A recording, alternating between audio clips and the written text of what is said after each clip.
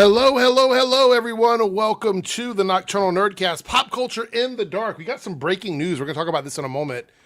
Some big news about Warner Brothers and Netflix that I just saw pop up on my screen, so we're definitely going to talk about that. A few other topics to talk about. Let me clear the banner here. Clear banner out. We're going to clear this little QR code out. If I can find it. There we go. Clear that out. Okay, everything's good now. Yeah, we got a bunch of stuff to talk about. We're going to be talking about some casting stuff for Batman Part 2, possible casting stuff. Starfleet Academy, we got some pictures for Spider Noir. We're going to look at that. We got the teams, the official teams for Doomsday. We're going to talk about that as well. So we have a bunch of stuff to talk about. But we do have, well, I thought we had 3 people in the green room. Now we have 1 person in the green room. So I don't know where the other 2 people went. But we're going to bring them up on screen now. We have Ronan Unchained in the building. What is up, Ronan? Oh, you're muted, by the way. Oh. How you doing, man? Good. I saw 2 other people in there, but they jumped out. I guess they're restarting or something. That's my guess, yeah.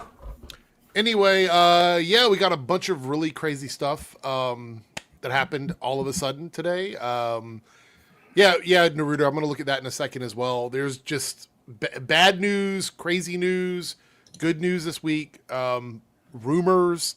There's all kinds of stuff going on. So, yeah, we're going to be talking about all that. And we got a couple things here. Silhouetted Animator became a YouTube member. I thought you already were, but thank you for becoming a member again, I guess, Silhouetted Animator, unless you just upgraded your tier. But thank you. And this right here, $2 super chat from Naruto. R.I.P. Kerry Tagawa. Rest in peace. Yeah, I had to double check. Whenever somebody says someone died, I'm always like, well, let me double check and make sure they're really gone. What is do you have a favorite role from? Obviously, people keep bringing up Shang Tsung, which I agree with. Yeah. But, like, to me, it was Johnny Tsunami's uncle. Because my uncle's, I consider my uncle's very cool. And, like, the closest I got to feeling someone like that in television and movies was him and Johnny Tsunami.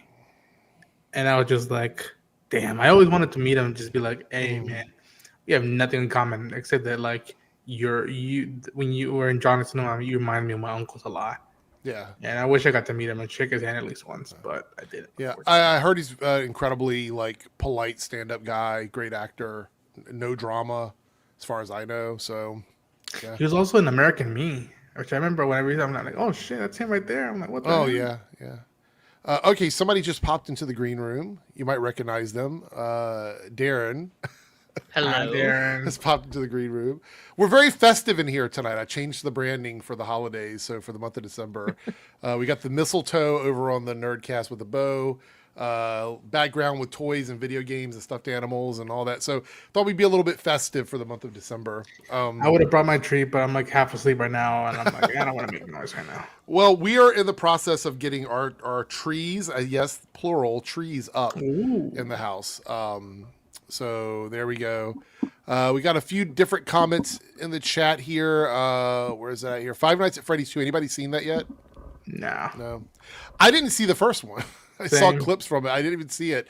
I'm not a big fan. Like, I'm an OG FNAF player back when the game first came out. But then over time, I just stopped playing it. And so it went on to become very popular. Shout out, for the people that love the game. But wasn't really my thing. So I don't know. In the chat, was the movie good?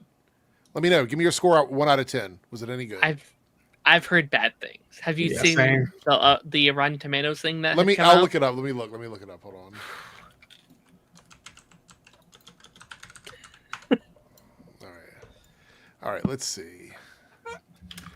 What is it? Oh no! Hold on. Look, you guys know I don't take this too seriously, but this is really funny, right? I just have to. 12%. It went down. It was 14, and now it's 12. Oh no! Wild. Yeah, I don't know. I had some friends. So one of my friends got asked out on a date tonight to go see this movie, And they were like, I never saw the first one, but the person they were going with loves this, like the whole franchise and everything. And they were just like, at least I hope it's a good movie, since I don't know much about it. And I'm thinking, like, looking at the score, they're probably out of the movies now. I should text them and be like, how was the movie? Did you enjoy it? Was it any good? 12%, man. 12%. Madam Web type shit. Yep, Fetman, of course. Jesus. Of course. Quindlin's in the building. I didn't like the first one, so not surprised. Yeah, not my speed too much. I don't know. Say here, JYCV says, as someone who's a fan of the games and like the first movie, I thought the sequel was a step down. You need to be aware of the second game for you to understand what happens in the movie. So, in other words, people that are going into it without being fans are just completely confused, I guess. I will say this, if you're making a movie about anything, adapting anything, you need to at least make it so that people who don't engage in that stuff outside of the film are going to at least understand it to some degree. I feel like that's your responsibility as a filmmaker, I think, to do that. Again, that's why I think Last of Us and Fallout, different IPs and different things. Like Last of Us is very like there's a story. Like if you fuck with the story, you fuck with what it is about and the characters. Fallout, very open world, it has some stories, and that's why they had Lucy and the goal and all that. And I'm like, there's your different best examples of how to do it. And even in a world post those first seasons or those two shows, even now I'm very picky. What games adaptations I'd love picking out, like Borderlands, I've never seen yet. Yeah. I would almost argue that these adaptations are more for the casual audience than it is the main audience, because the main audience has the games. They've like experienced that story, and they will always have that. The like non-gamers, like I feel like this is their opportunity to jump into that world for the first time, who maybe don't have the game consoles, aren't gamers, aren't within that world. Like especially the ones that are very faithful, like Last of Us. I think you will enjoy The Last of Us season 1 if you played the games. I think you will enjoy it more if you haven't, though, because that's a brand new experience. Well, like the people that I've watched it with did not play the games at all, and they've enjoyed both seasons of it. Yeah, like very much. And they're like, should we play the games? I'm like, I don't know if you should go back and play the games after watching the show. I don't know if it's gonna. It hits really hard when you're playing the game because you're experiencing it as you're playing it. Yeah. So, all right. So we got a couple super chats. Silhouette Animator. One of those is related to a topic we're going to be discussing, so we're going to hold off on that one. But we do have this one here, a $4.99 super chat. Getting scared at Five Nights at Freddy's is like crying at the end of a Paw Patrol movie. Well, it's a bunch of jump scares. In the game, it is a little bit jump scary. Like it does startle you, but in the movie, does it? I don't know. I don't know if it's the same vibe when you're going to the movie. I don't know. Not my thing. A $5 super chat from Naruto here. Eric, did you hear Arthur Darvill and Karen Gillian are launching a Doctor Who podcast? Really? Mm-hmm. I think it's like a rewatch podcast thing. Is it like on Spotify or something? Shout out to that fan base. Yeah. I tell you what, ever since COVID happened, everyone wants to be on a podcast. Oh yeah, everybody does. It's pretty crazy, actually. Anyway, thank you for the super chat. Silhouetted, we'll get back to yours when we get to that topic. I see it there. Don't worry, we will get to it. The first thing I'm going to talk about is semi-breaking news. Netflix wins bidding war for Warner Brothers. Is it official? They're going. This is the shareholders from Warner Brothers have accepted whatever the bid is, and now they're going to sit down and talk about like the details of this merger or this purchase or whatever you want to call it. Paramount is pissed off. They're really fucking mad about it. They're going to try and block this, obviously. This was one of the worst case scenarios for me, was Netflix. Universal, I would have been okay with. Sony, I would have been okay with. Even Apple, I think, would have been Apple better, would have been, pretty good. Yeah. The two worst ones were Netflix and Paramount. They were the two worst ones. Oh my gosh, this is just not good. I'm nervous about and again, I bet you're going to read through this and stuff. Yeah, like that, we're going to read it. I want to be comprehensive on this one. I'm worried about the window because we've heard that keyword everyone keeps talking about, that like 2-week window rumor. And if that ends up happening, I'm nervous for the future of just not only DC, because I know that's only a portion of their market, but imagine like Barbie if it was a 2-week window. Imagine Superman if it was a 2-week window. Like that is limited theaters, insane. 2-week window and limited theaters, not even a wide release. We have another person that popped in the green room. Joe has arrived. Crazy Joe's in the building. Did you see this news, Joe? I did not. I've been at an event all night. That's why I'm late. So, yeah. But this is sad news. Yeah. We're going to read the article, see what it says here, get the details on it. But I'll tell you that there is a little bit of good news buried in here. And that is that Netflix already said they were going to leave Warner Brothers alone. So this does confirm that the Snyderverse is truly dead. That's true. That's true. Silver linings, right? All right. Netflix has emerged victorious with what appears to be the highest and so far winning bid for Warner Brothers Discovery.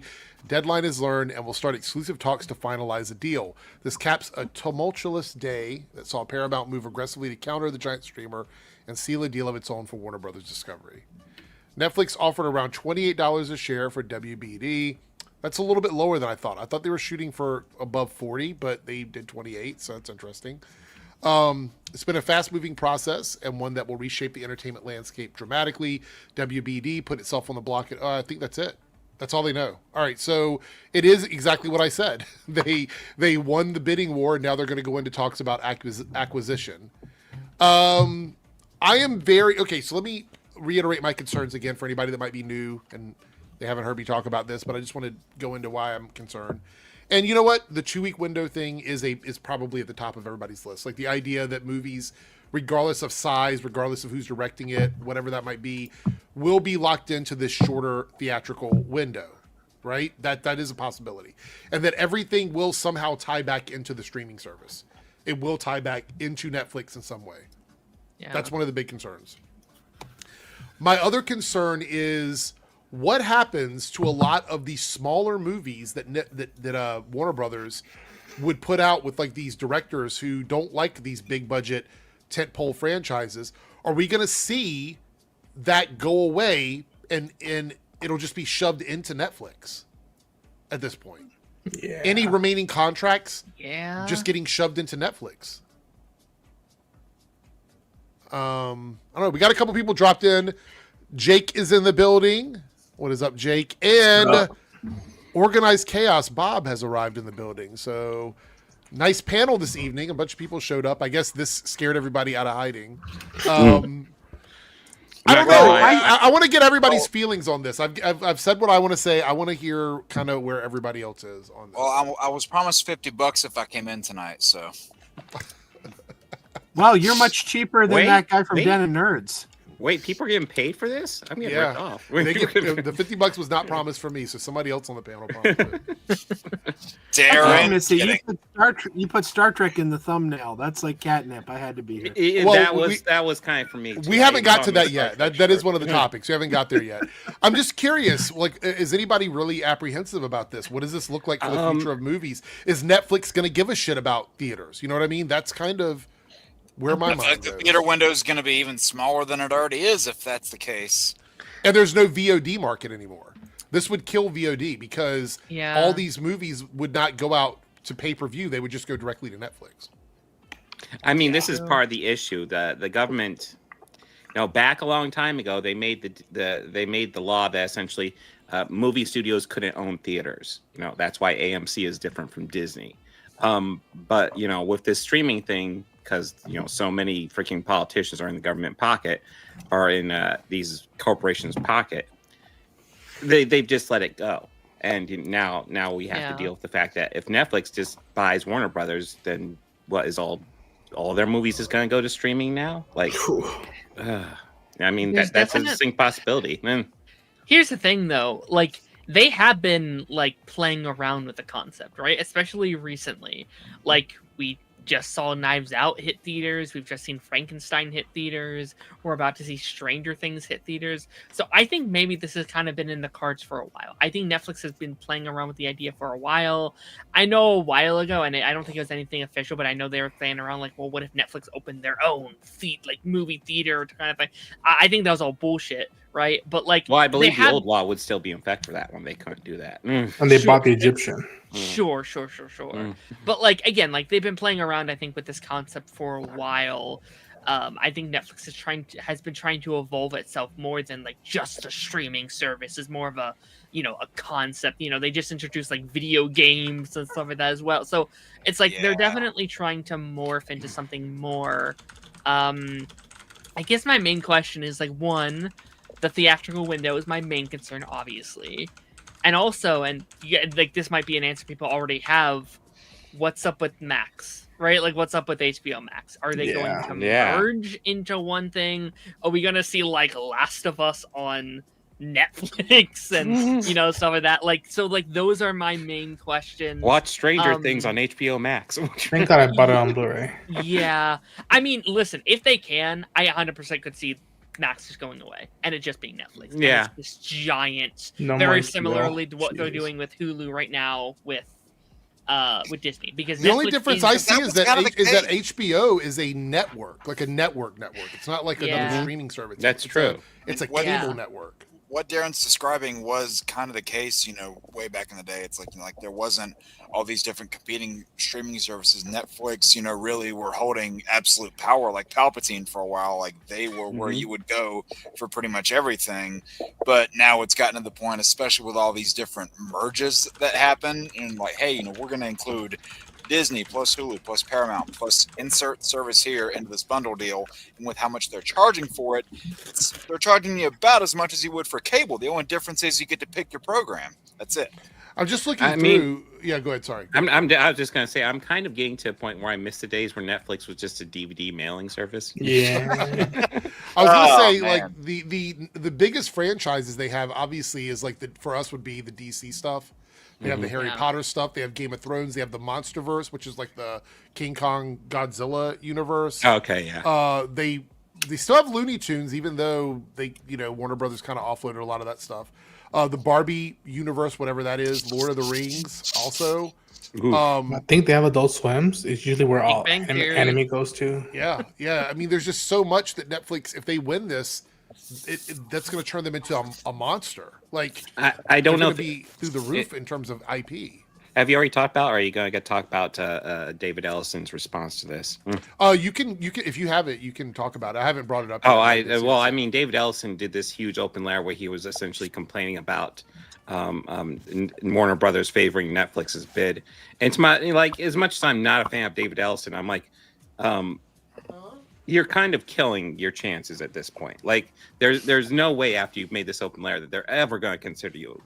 You've just canceled yourself out. This is like the worst response you could have had. Yeah. Well, David Ellison will try to buy Netflix now. It feels like when Disney bought Fox, where it's like, all right, cool. Yeah. We're going to get the X-Men and FF, but like people are going to lose jobs.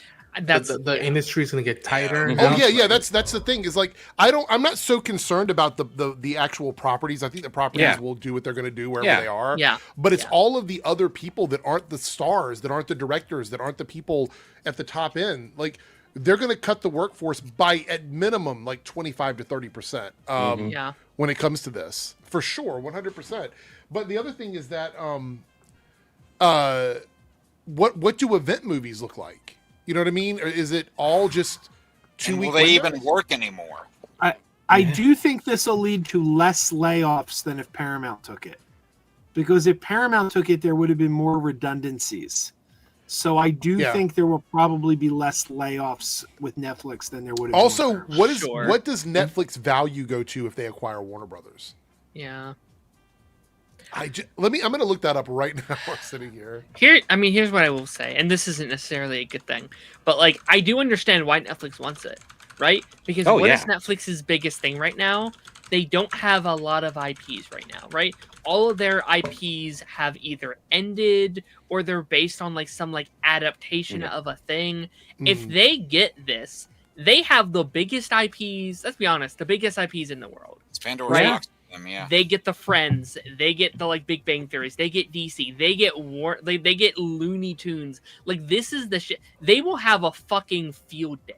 They will have all the IP in the world that they want at their fingertips, plus all their acquired shit, where they're bringing in all the other big guns from all the other, stuff that they share by. Like they will be huge. Like they. It says here the most realistic expectations would take it into $1 trillion market cap company, and they're saying the more conservative, projections are like 800 to 900 billion dollar market cap, but they're saying that they could even go if you're talking about like a bullish number, you could go up to like a 1.3 trillion dollar valuation for the company. I do want to bounce off Darren's idea because Darren was talking about how Netflix would get all these IPs now, and there's a negative side to that because while Netflix is buying up lots of like smaller movies and stuff like that. And they die on streaming service, but like at least they're buying them up and like giving them a possible audience. If they have all these IPs, they don't need to do that anymore. Yeah, we'll get more DC shows. We'll get more DC TV shows for sure. It's weird. I'll say this. I'm sorry. Go on, Ronan. Just a quick thing that like recently, I think it was yesterday, I saw Jorge Gutierrez, the guy who did Book of Life. He did El Tigre. He recently announced hinting at, I'm working on something at Warner Brothers Animation, and it's a Speedy Gonzalez figure he was holding. And it's like, oh. Yeah, I saw that. I saw that too. Hear this news. And again, it's just a small increment. Just like, well, who knows what the hell's going to happen to that project. Like, if Coyote vs. Acme had issues before this, imagine anything that's in development right now or anything that's trying to get developed is going to get probably sodomized by this. I'll say this. I saw somebody in the chat say HBO content will just go to Netflix now. I don't think that's true. Because one thing Netflix said from the get-go is they're not interested in traditional linear broadcast channels. And we know that Warner Brothers had a plan to split the television or the TV networks and the theatrical side into a separate entities. There is a reality here. I know we haven't seen the details about it, but there is a reality here where they don't want HBO. I don't think they do. I think HBO will probably be sold separately. I think they might sell HBO as a network or a channel. Right. And then network, it'll have to license out content like it did back in the day before it was owned by Warner Brothers.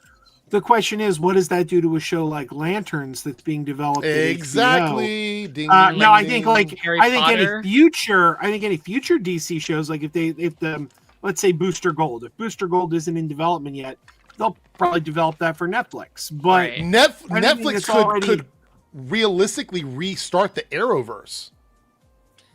They already had the Arrowverse on Netflix. You just got Darren bricked up. It did really well. No, I'm not joking. People think that like this is not a joke, right? I'm not saying like the Arrowverse that we had before, like with all the shows and all the same actors. I mean, like the idea of creating this like shared universe of DC shows that are on a more milder budget, but they're able to like reach into like the deep recesses of DC Comics and pull out characters that we haven't seen before. You know? It carried DC in live action through the 2010s. So, we know Netflix likes these types of shows. Netflix, so HBO and HBO Max had to justify a certain price point for the quality of the shows they're making. Netflix does not.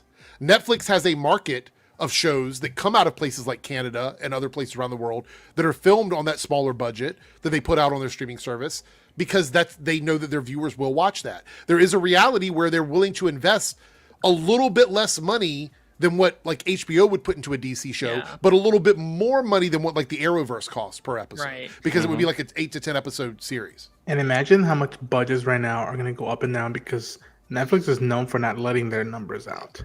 Right. And so everything's gonna be very closed doors, and like it I don't know. I'm a fan of Netflix, but I think it's more likely that we see a continuation of something like the Arrowverse than we see anything like the Snyderverse. I agree. Oh yeah, that'd be much easier to do too. One thing I will say, and again, I'm not thrilled about this. I'm not thrilled about mergers anyway. No. I think they're a devilish concept in general, but one thing that I kind of had against HBO, or not against them, but I think one of their downfalls, it was not a worldwide streaming service. It was not this international thing. And I will say that I think put DC behind a lot of the international fans, because I have friends overseas that have to either pirate like Creature Commandos and Peacemaker, or they just don't watch it. They have to wait for it to come over there. Or they watch people react to it on YouTube or watch people's reviews of it. If this stuff goes to Netflix instead, that does open up a lot more eyes to an audience. And like in general, Netflix does have a very like prominent, I guess, fan base. Like when a big show hits Netflix, a lot of people watch it if marketed right. So like you could have a show like Lanterns hit Netflix and it do massive numbers you may not see on like HBO Max, because HBO Max doesn't have. It can have a huge following, but it takes a lot more. Yeah, if you look at it this way, I think the biggest damage that would be done by this is the theatrical releases. Like that would be the big thing we would see like suffer unless there's a plan for that we don't know about. But I think all the TV stuff, like all the shows and stuff, would actually do better under Netflix than they have under HBO. I, in theory, agree. Yeah. So, all right, we have some super chats here. A $20 super chat from Staggervore. Thank you so much, Staggervore.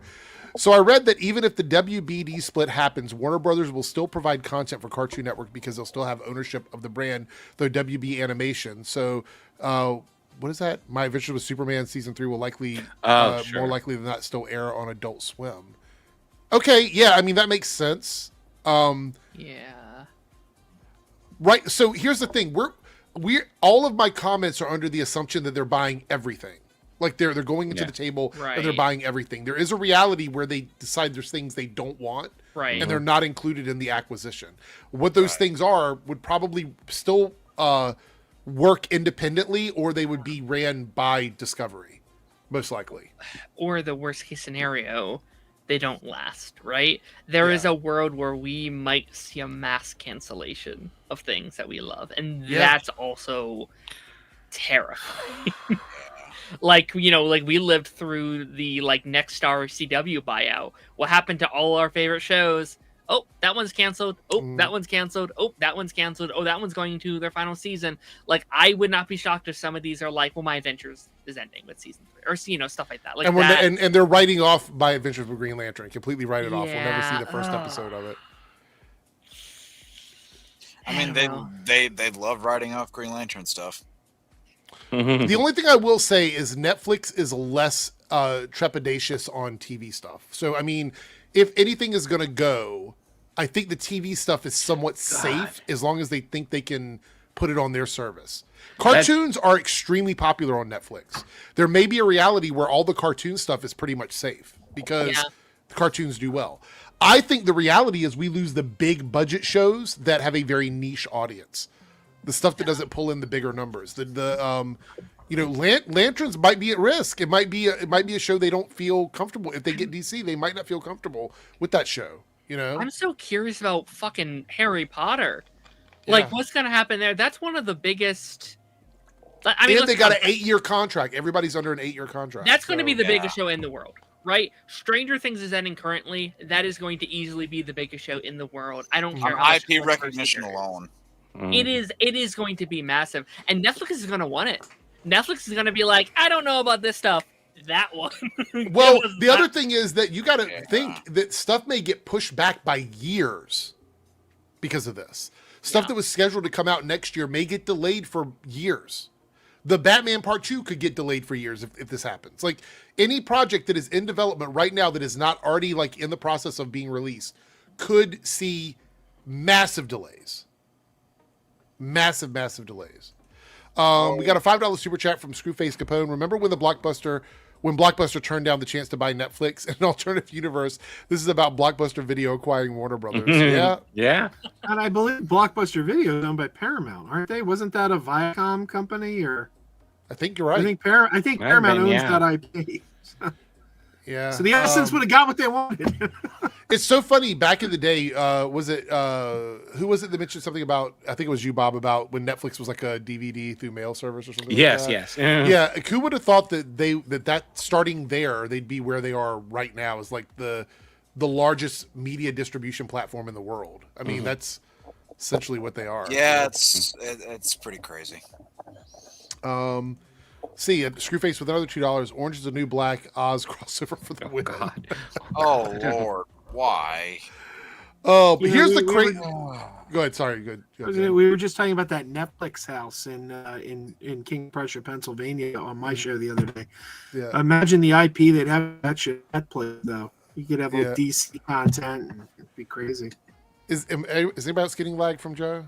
Or is it just me? Yeah, I am as well. No, I'm Yeah. lagging. Oh, yeah. A It was little like bit. Like a right little now, bit. you're fine, but a little Yeah. bit just then. Yeah. Okay, so what I was gonna say is, let me see if I can remember. Rewind my thoughts. Is that would we get full seasons dropped at once, or would they do like a week-to-week release like they're doing now with HBO Max? someone I said didn't think about that. Netflix has gone kind of weird because, like, right now they're doing the spaced out Stranger Things release. Oh, event. Yeah. But yeah, so like they've been experimenting with doing more spaced out releases, so I could see it going either way, honestly. Yeah. I don't know. I hate because like that goes like directly against Gunn's whole vision, right? If like they have said they're not messing with James Gunn's plans, blah blah blah, then they have to do weekly. Because James Gunn has said on the record he does not do binge drops. He does weekly releases, and like stuff like that might be where they're at a crossroads, being like, well, I want it done like this, and them being like, well, no, we do it like this. I think maybe they could come up with, like, if they do something like Stranger Things, Gunn might be a bit more appreciative, where it's like we'll release like 3 episodes here, and then a couple weeks there 3 episodes. Gunn might be a bit more open to that. I think Has maybe- Netflix have they even done it all episodes at once recently? Like I think everything is staggered now, right? There's What was the last yeah. all episodes at once they did? I mean, they're smaller shows they've done, but like all their event shows, like Wednesday, One Piece, Cobra Kai, Stranger Things, they're all like 2 to 3 events.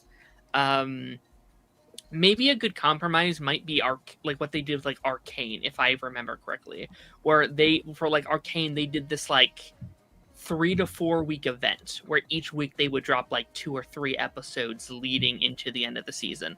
So it is technically still weekly, but it feels like this kind of miniature kind of version of that where it's like, okay, it's 4 weeks instead of like 8, which I still don't love, but it's at least better. It's like a better version of that, I think. I don't know. I don't know. Hold on for a second here. I'm bookmarking a couple things. So if they did like a hybrid version, like what they're doing with Stranger Things, where they're doing like multiple episode drops over like a month's time, Right. is that good enough, or is that something that everybody would be opposed to? Like, how do we feel about that? Because that's sort of a hybrid way of doing it. I mean, as somebody who does streaming, I prefer doing the chunks because all episodes at once is just too fucking much. But that's the regular audience, I'm not so sure about. Plus, it also limits the conversation bandwidth too. Like Yeah. if it all drops at once, you talk about it for a bit and then it's done. No one's talking about it. If they And everybody's going to be release it talking about the ending, so all the middle pieces don't really mean anything. and like if you release it in week to week, you get to and you get to analyze the stuff bit by bit. You get to talk about the beginning, the middle, the end, and it doesn't just become a cluster of conversation that's dead in a week. I have to tell you, I've seen a lot of people very excited because of the way Stranger Things episode 4 did their cliffhanger. Yeah. I'm actually excited. I'm ready to see the I mean, next episode. I'm seeing people excited, but then I'm getting annoyed because I see people go, "Oh, I don't like this character's arc in this season." I'm like, the season's not over yet. Right. Yeah. Like, you haven't seen the arc. Yeah, I mean, but like I will say, this is the most I've ever seen a conversation for Stranger Things on the like consistent basis. Because typically you just kind of drop it out all at once. There's not this like what's going to happen next conversation, there is this season, because you have a very recent date. You're like, okay, in 1 month we're coming back, and it ends in a cliffhanger. We haven't had really a big Stranger Things cliffhanger moment of like conversation. I don't want to spoil it for anybody yet, but the episode 4, major cliffhangers, major reveals and major very cliffhangers. cool, honestly. Yes. Yeah. Because I think one of my predictions for this season came true already. well, and I think after the Christmas release we'll get the biggest cliffhanger, because honestly the penultimate episode's always a big deal, and I suspect the final episode is going to be like 2.5 hours long. I don't know. I mean, I think the penultimate episode of season 4 was probably the worst episode of that season. If I'm being honest. Okay.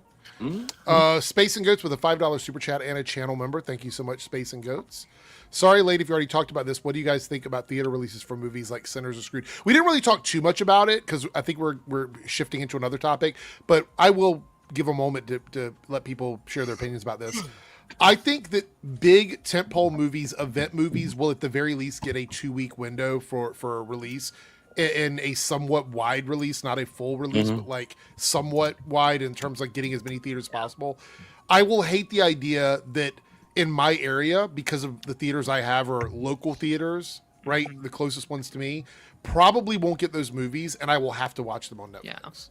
That really bums me out, because I like going to the theaters to see movies that I really want to see, and that's going to really, really screw me over. Unless they commit to doing more with their films, like their bigger films. Because something like Sinners, even though it was amazing in theaters, it would have 100% been direct to Netflix if they owned that IP. Yeah, 100%. Oh, yeah. You know what? I think they have to at least consider the option of doing a longer form. Like, I think they at least have to consider it. And again, maybe if it's not doing well, they could be like, "Oh, all right, let's throw it on there." But again, I think these next couple years are going to be a big experiment time. I think we're going to see in a couple weeks with Stranger Things. I think that's going to make a lot of money for Netflix. I would even suggest maybe doing it more than 2 days, because I think it only being 2 days is kind of insane. But watch The Waters there, and then really this time next year we have to watch The Space, because we're getting Narnia. Narnia is a big IP. That is a Christmas time movie. Yeah. I have a feeling that's going to be let's see how that does. Let's see how that works for us. I'll be honest, I keep on forgetting Narnia's coming out. That's gonna be huge. That's another thing, is Netflix is not the best at promotion. They're not the best at promotion. That's a big problem with Netflix. December, Jake.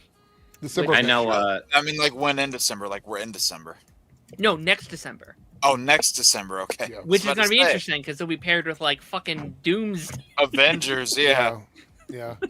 I know with Stranger Things, it was something I slept on for a while. And finally, I was like looking at my daughter. I was like, "Hey, you want to check out this series? It's lots of people talking about. Let's check this out." Yeah, I mean, when I first saw the series, only season 1 was out at the time, and I'd seen it popped up in my recommended. I was like, "Oh, I'll check out an episode, see what this is about." I binged that entire season in one fucking day. Yeah, dude, I was sold with the John Carpenter's opening. I was like, "Oh, this is awesome." Oh yeah. All right, so now we're going to talk about whether people are Trekkies or Trekkers or whatever you are. This is the new poster for Starfleet Academy. It's the first season of new Star Trek live action, like a new series of that we've had in a while. It comes out on January 15th, so it's right around the corner. Let's take a look at the full poster here and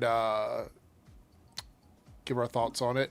First and foremost, how many people here are Star Trek fans? I am, obviously. I know Joe is. I know Bob is. Jake is as well. And Ronan. So Darren is the only one who doesn't really watch I've Star never Trek. seen a single piece of anything Star Trek. You're missing out, man. You're missing out. Incredible. Someday. Okay, so let's take. I went over here and got the info for it. Where's it at here? Did I close the window? I think I closed the window. Hold on.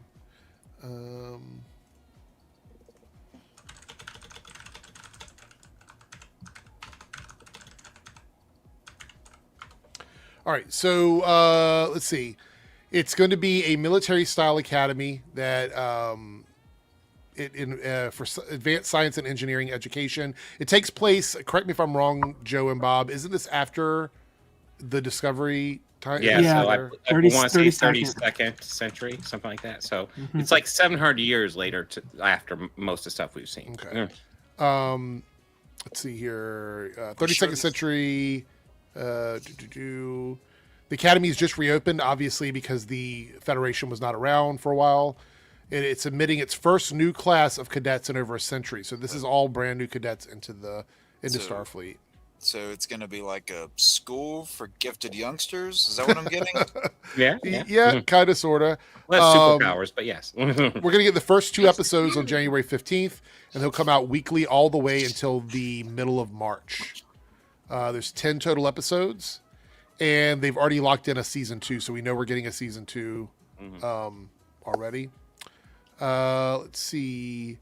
The show is described as this is what's setting a lot of people off. We're going to look at one particular comment that's kind of gone somewhat viral in the spaces that I frequent.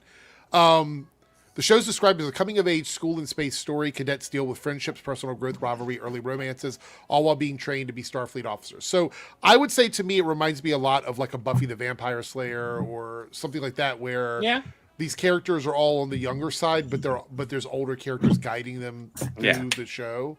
We know Holly Hunter will be a new character, and Paul Giamatti is going to be the antagonist. We got Jet Reno coming back. We have lots of Discovery characters coming back. Tilly's coming back. Picardo. We're getting the Doctor back as well. Really alongside the youthful focus is also a larger narrative. The cadets must confront a threat that endangers both the Academy and the Federation, raising the stakes beyond personal drama. Production built the largest single city set ever for a Star Trek show. So they built the entire Academy, essentially, with the atrium and classrooms are all physical sets. Mess halls, amphitheaters, all of that is physical sets. Let's see. So the things we aren't sure of yet is how faithful the show is to the classic Trek tone. The plot arcs, all we know is cadets in training to face a new threat.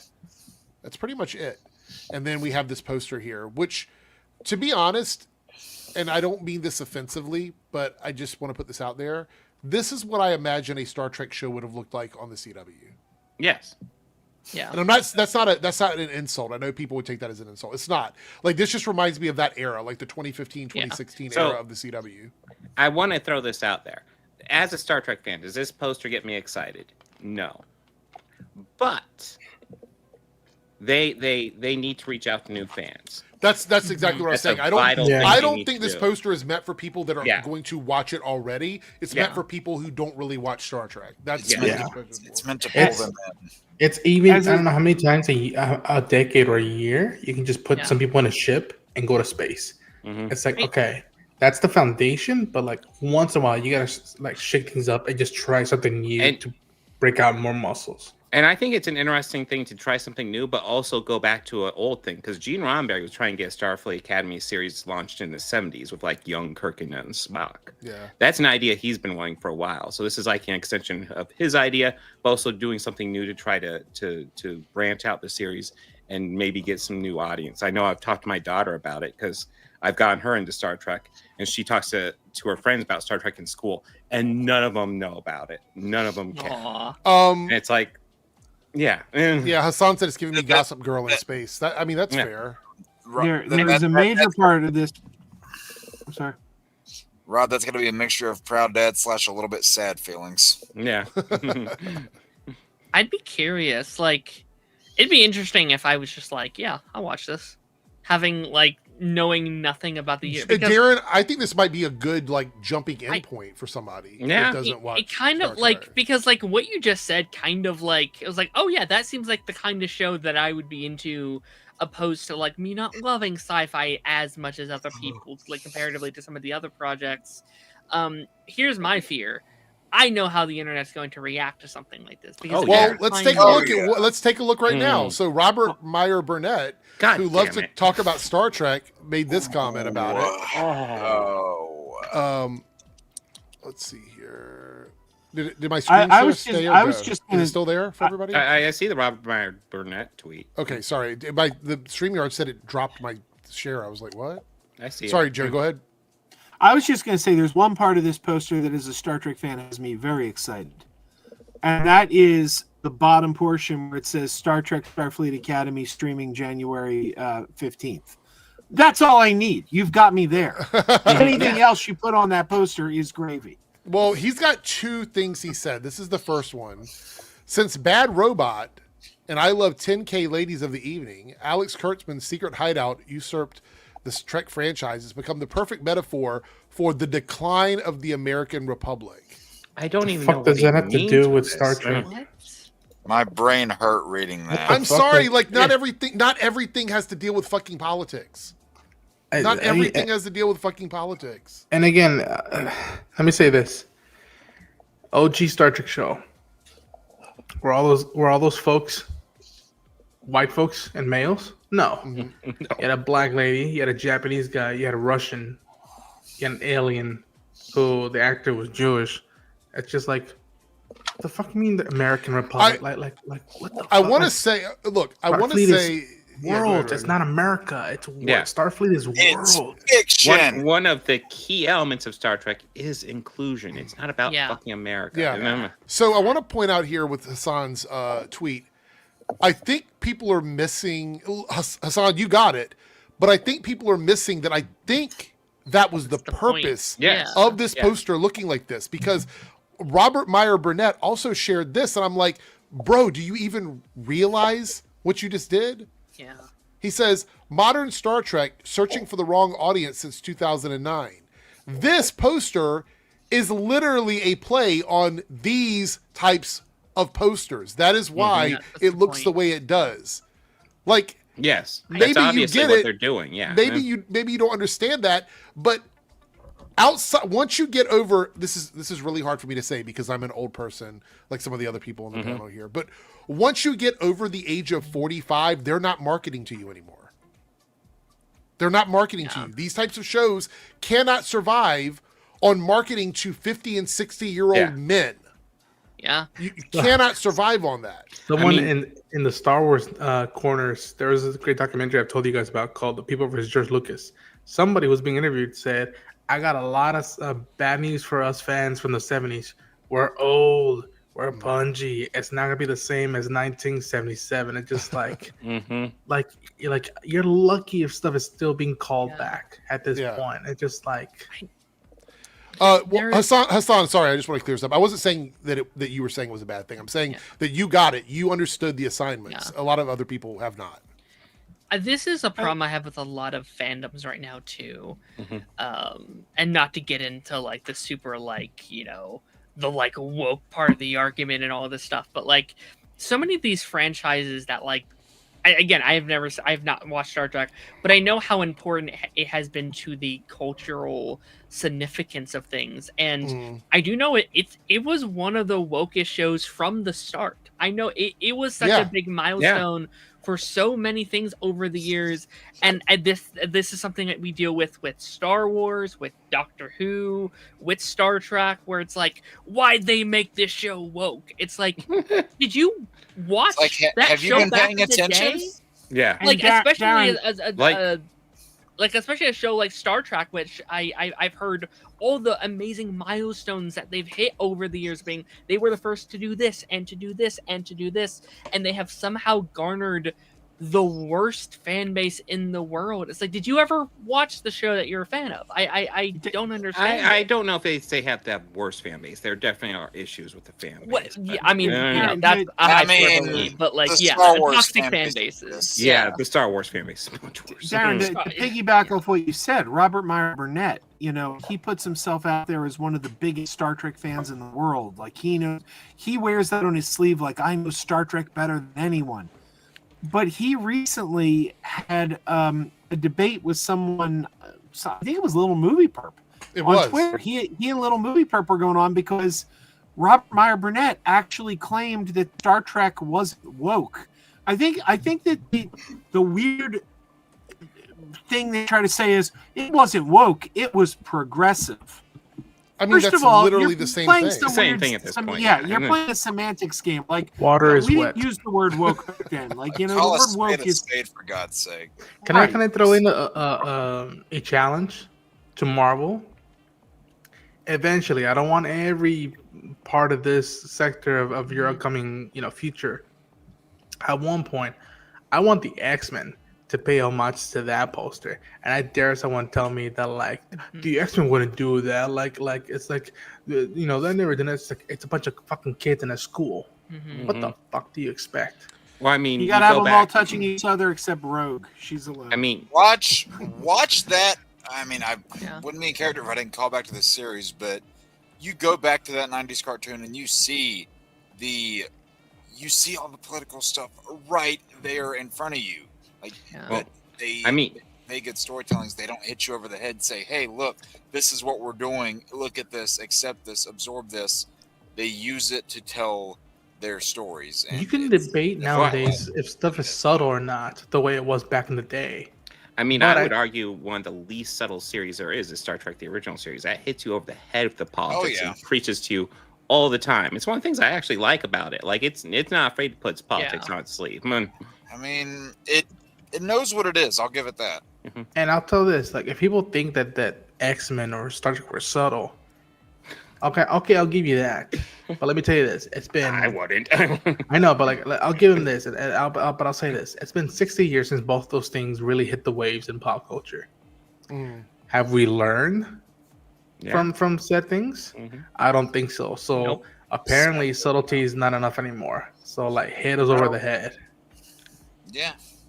This reminds me a little bit, and I don't know how many other people here has even watched the show, but The Walking Dead did a very similar thing. They had The World Beyond, and like the whole concept of that show was like, we are the apocalypse is like 10 to 15 years in. Now there's an entire generation who has lived, who was born during the apocalypse. So to them, it's their everyday life, right? Yeah, it is there, and it was my favorite spinoff. I loved that show a lot because it was such a fascinating, what does it do to like the mental capacity of someone who never had a normal life? And fans fucking hated it because guess what? It was a CW show. It felt like Walking Dead meets Riverdale. But I loved that about it. I thought that was such a fresh spin on the fandom. But everyone, I think, kind of hated it off the cuff. Even if it was good, even if people did like it, they didn't really give it a chance because of the marketing and the base premise. So, like, people within the Star Wars the Star Trek fandom, I would say just give it a shot. Just give it a chance, and maybe you might like it. I don't know. Give it a shot. I mean, here's the thing. Like, if that post doesn't appeal to you, it completely turns you off as a Star Trek fan. Well, guess what? There's already a series out there that is pretty much appealing straight to the Star Trek fans. It's called Strange New Worlds. That season was underwhelming, but the first two were great. But it's still, you're right, Bob. That show appeals to the old school fans that like that old school vibe from the original series. So Star Trek it's got 2 more seasons. And again, I haven't seen any of it, but Star Trek does feel like a franchise that's just like trying new stuff. It feels like each show is probably trying a new formula, a new style, a new template. Oh, I mean, even their cartoons are different. If you look at Prodigy and Lower Decks, they're very different. Lower Decks is legit one of my favorite Star Trek series. I love Lower Decks. Robert Meyer Burnett got triggered by Prodigy. He was angry that they were doing a show for for young viewers. He's Prodigy was solid. I know, but before it ever aired, like he hadn't even seen it. He was just like, "Why are they doing this?" When I was a kid, I watched the original Star Trek or New Kids Dumb, and I'm like, you know what? You were an oddball. You know how I know? Because I also watched the original Star Trek when I was a kid, and I was ostracized in school for it because none of my other classmates were watching that. My son doesn't like any Star Trek except pretty much Prodigy and Lower Decks, although Dave is his favorite character. Take it away well. But yeah, those are the 2 Star Treks he'll watch. We got a super chat here from Michael Devante. A $5 super chat says to the chat and host, hope everyone is doing well. If not, may things get better for you. And Michael also gave a shout out to us and said, sub and like and comment, all of those good things. Thank you, Michael. You're always such a pleasure to have in the chat. I do appreciate you being here and the super chat as well. Cameron here with the $2 super chat. Have you seen the new Diddy documentary done by 50 Cent? Is that the one on Netflix? There is one on Netflix. Yeah. I haven't seen it. So today when we were going through Netflix, I saw it was like number 2 right now in the country or whatever. I grew up listening to Diddy's music, but to be quite honest, I don't really care about his I just don't really care too much. To me, it's like I understand it's serious and stuff, but he's locked up. Like I don't want to. I don't need to know details of what he did with the baby oil. You know what I mean? Like I don't want to know that. So, but I don't know. There is some stuff in there with Aubrey O'Day, who was on Danity Kane back when they did the Making the Band stuff. I am interested in that because I did watch that show, and I know that Aubrey's had kind of a rough go since she was on that show. So I'd love to go watch that part of it, but the rest of it, I'm not so sure that I'm interested in. Let me know if it's worth watching, if anybody's watched it. I'm just curious. So before we completely move away from Star Trek, let me do some quick self-promotion. My Star Trek stream will be this Saturday, 5 p.m. Eastern Standard Time. We will be tier ranking. Ooh, I get the big screen.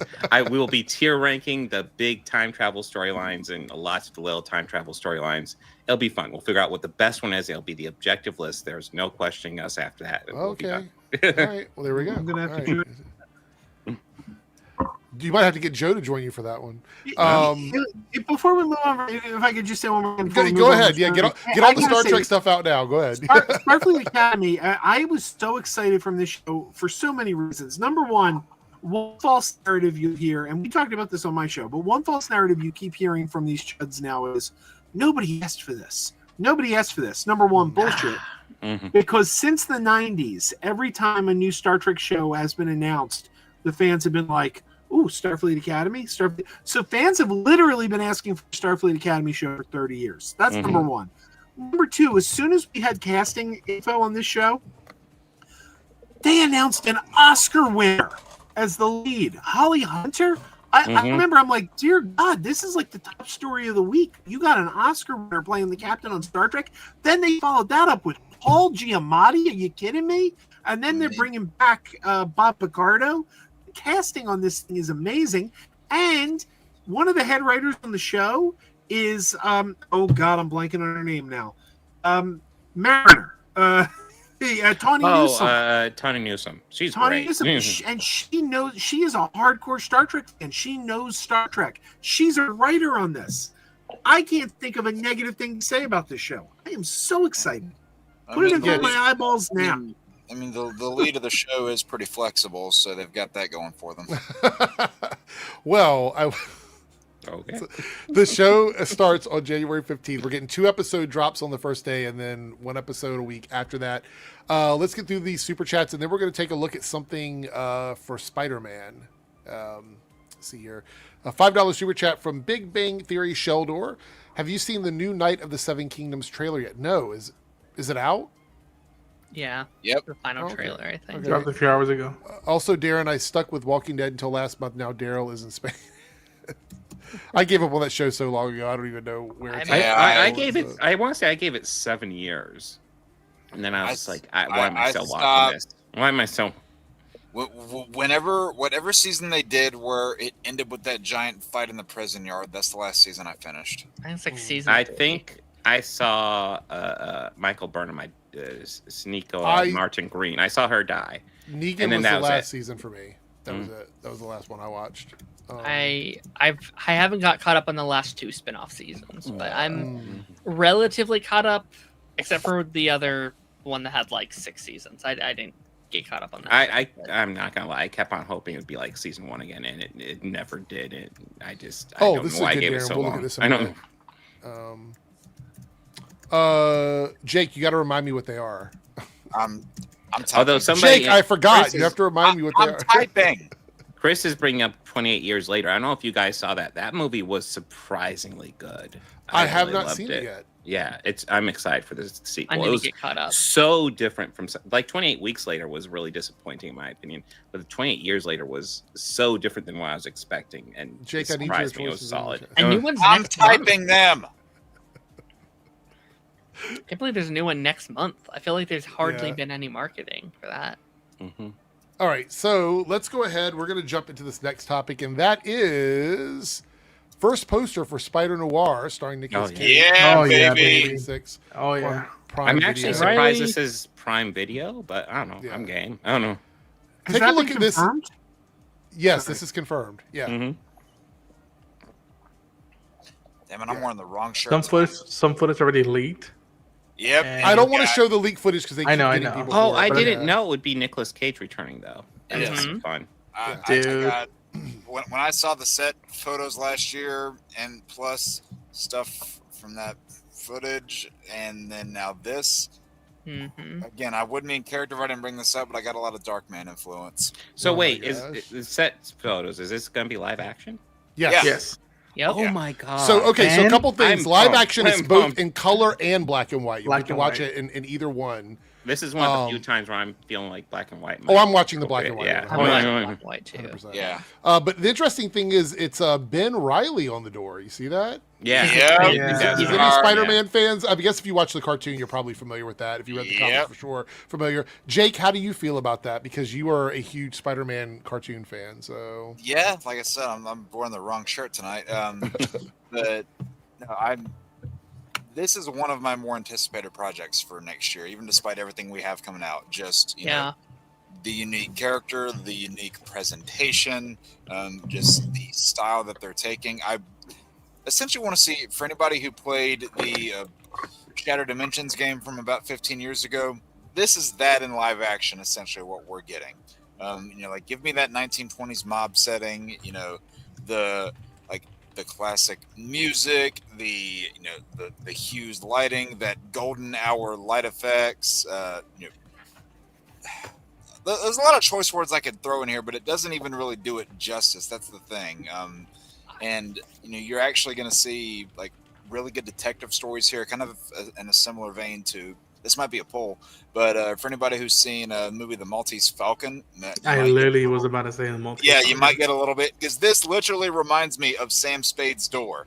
I want this or Kiss Me Deadly meets Marvel. Like I want those like Mickey Spillane type of hardcore, like not even hardcore, but just like literally grounded stories with it and whatnot. Like effing pumped. And you can so do that with Spider-Man, and they've got plenty of characters that work well into that mob setting, like a Hammerhead, a Tombstone. You could even Kingpin. Hell, obviously Kingpin is a big one. Felicia. I want the Black Cat Club. I literally want like a Playboy club, but for the Black Cat. Because that's a thing for anybody who doesn't know. Like in the Noir, universe, Felicia Hardy had this, bar that was kind of a front, and she was an informant for Spider-Man in that series. And also, they really radicalized certain characters, like the Vulture, especially. Which for anybody who doesn't know, I'm about to drop a big bomb on you here, but it was revealed that Vulture was actually the one that ended Ben Parker, and he kind of cannibalized him. But yeah, it got really, really messed up in that. So are they going to go down some of those darker routes? Don't know. But they have got so much potential with this. And, kind of like with Werewolf by Night that you got last year, that unique presentation you don't get in a lot of things like that. So they really have a good opportunity here. So I see lots of people in the chat talk about the Clone Saga simply because of, I imagine, Ben Reilly. I, as someone who lived through the Clone Saga, that was rough. The issue wasn't Ben Reilly. Ben Reilly was actually a character I liked. The issue was saying that Ben Reilly was the original Spider-Man. That's what hurt it. Ben Reilly as a character was cool in my book. I think, as someone who doesn't really know Ben Reilly that well outside of the Spider-Verse of it all, I really think the name will mean nothing. I think this will basically just be Peter Parker. Yeah.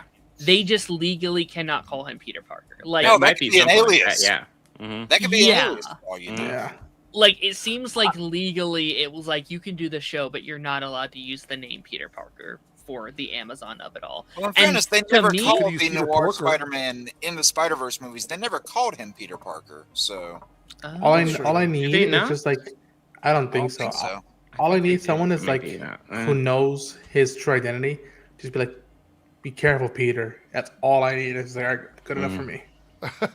They could call him like. Is this connected to the Spider-Verse universe? We don't. I don't think so. No. Okay. I'm going. I hope say, it's just its own thing because that's the because then you have a lot more to play with. Yeah.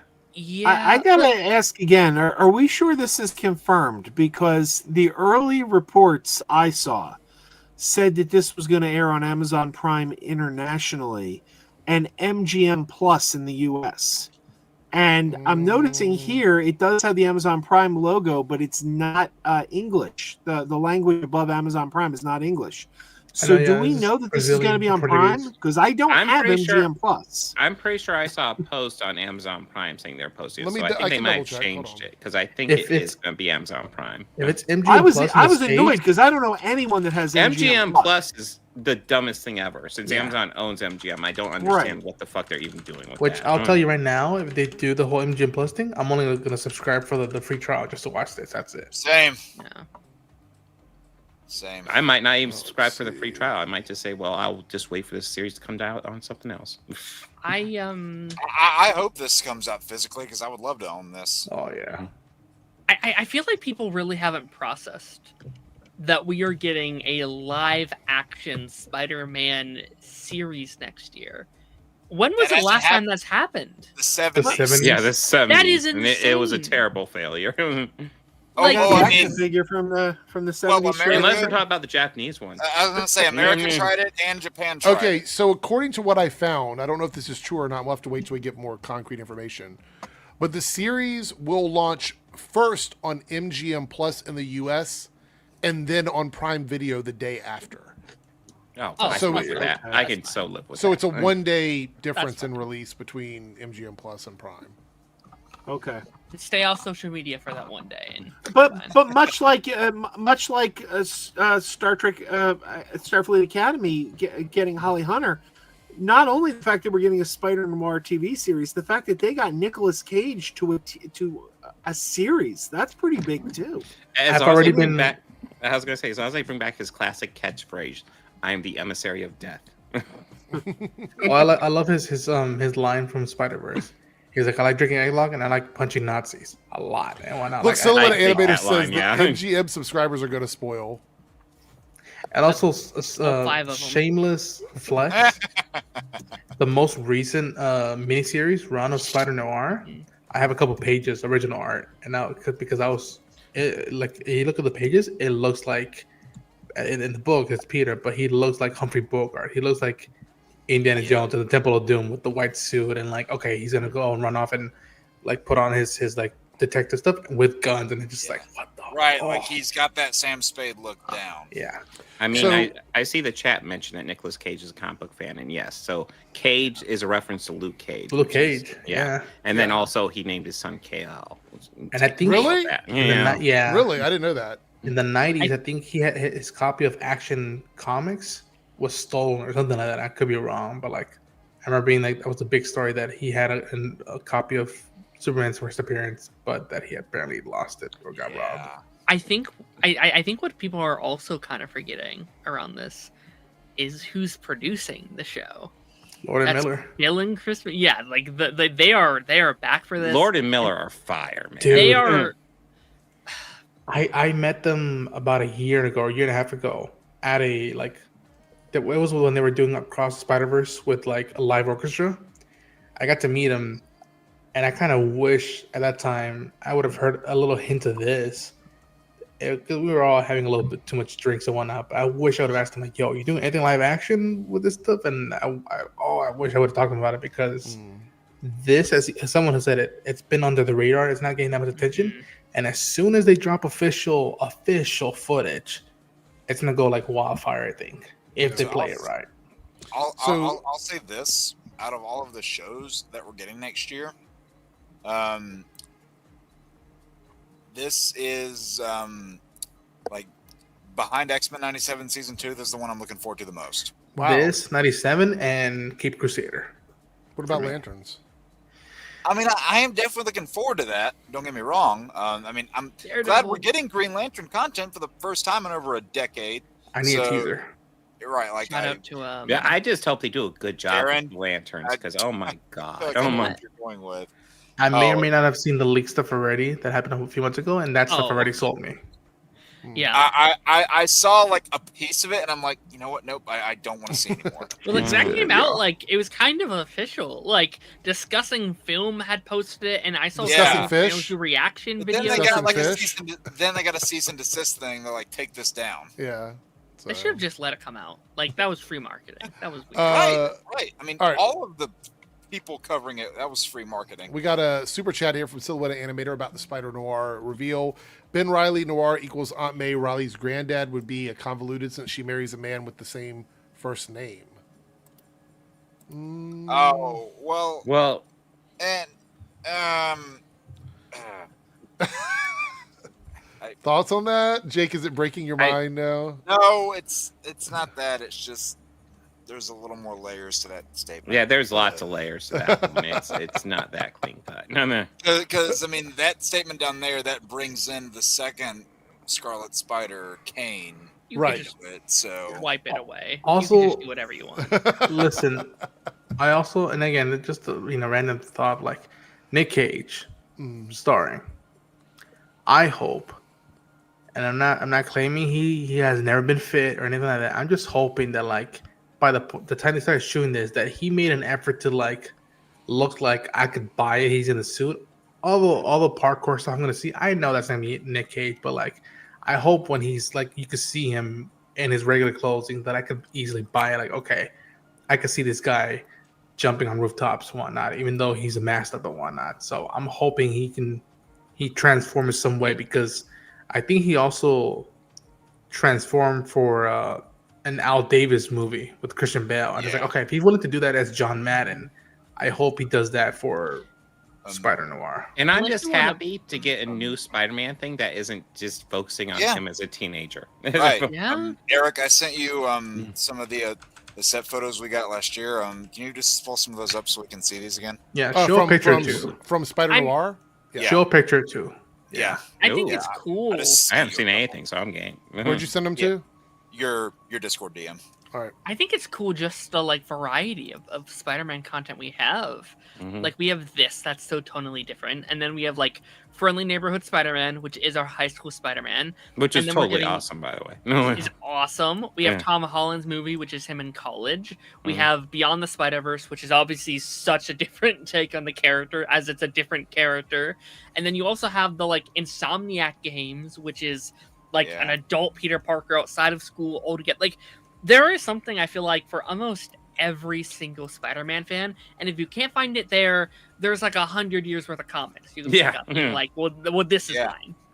Like this looks so damn good. Okay.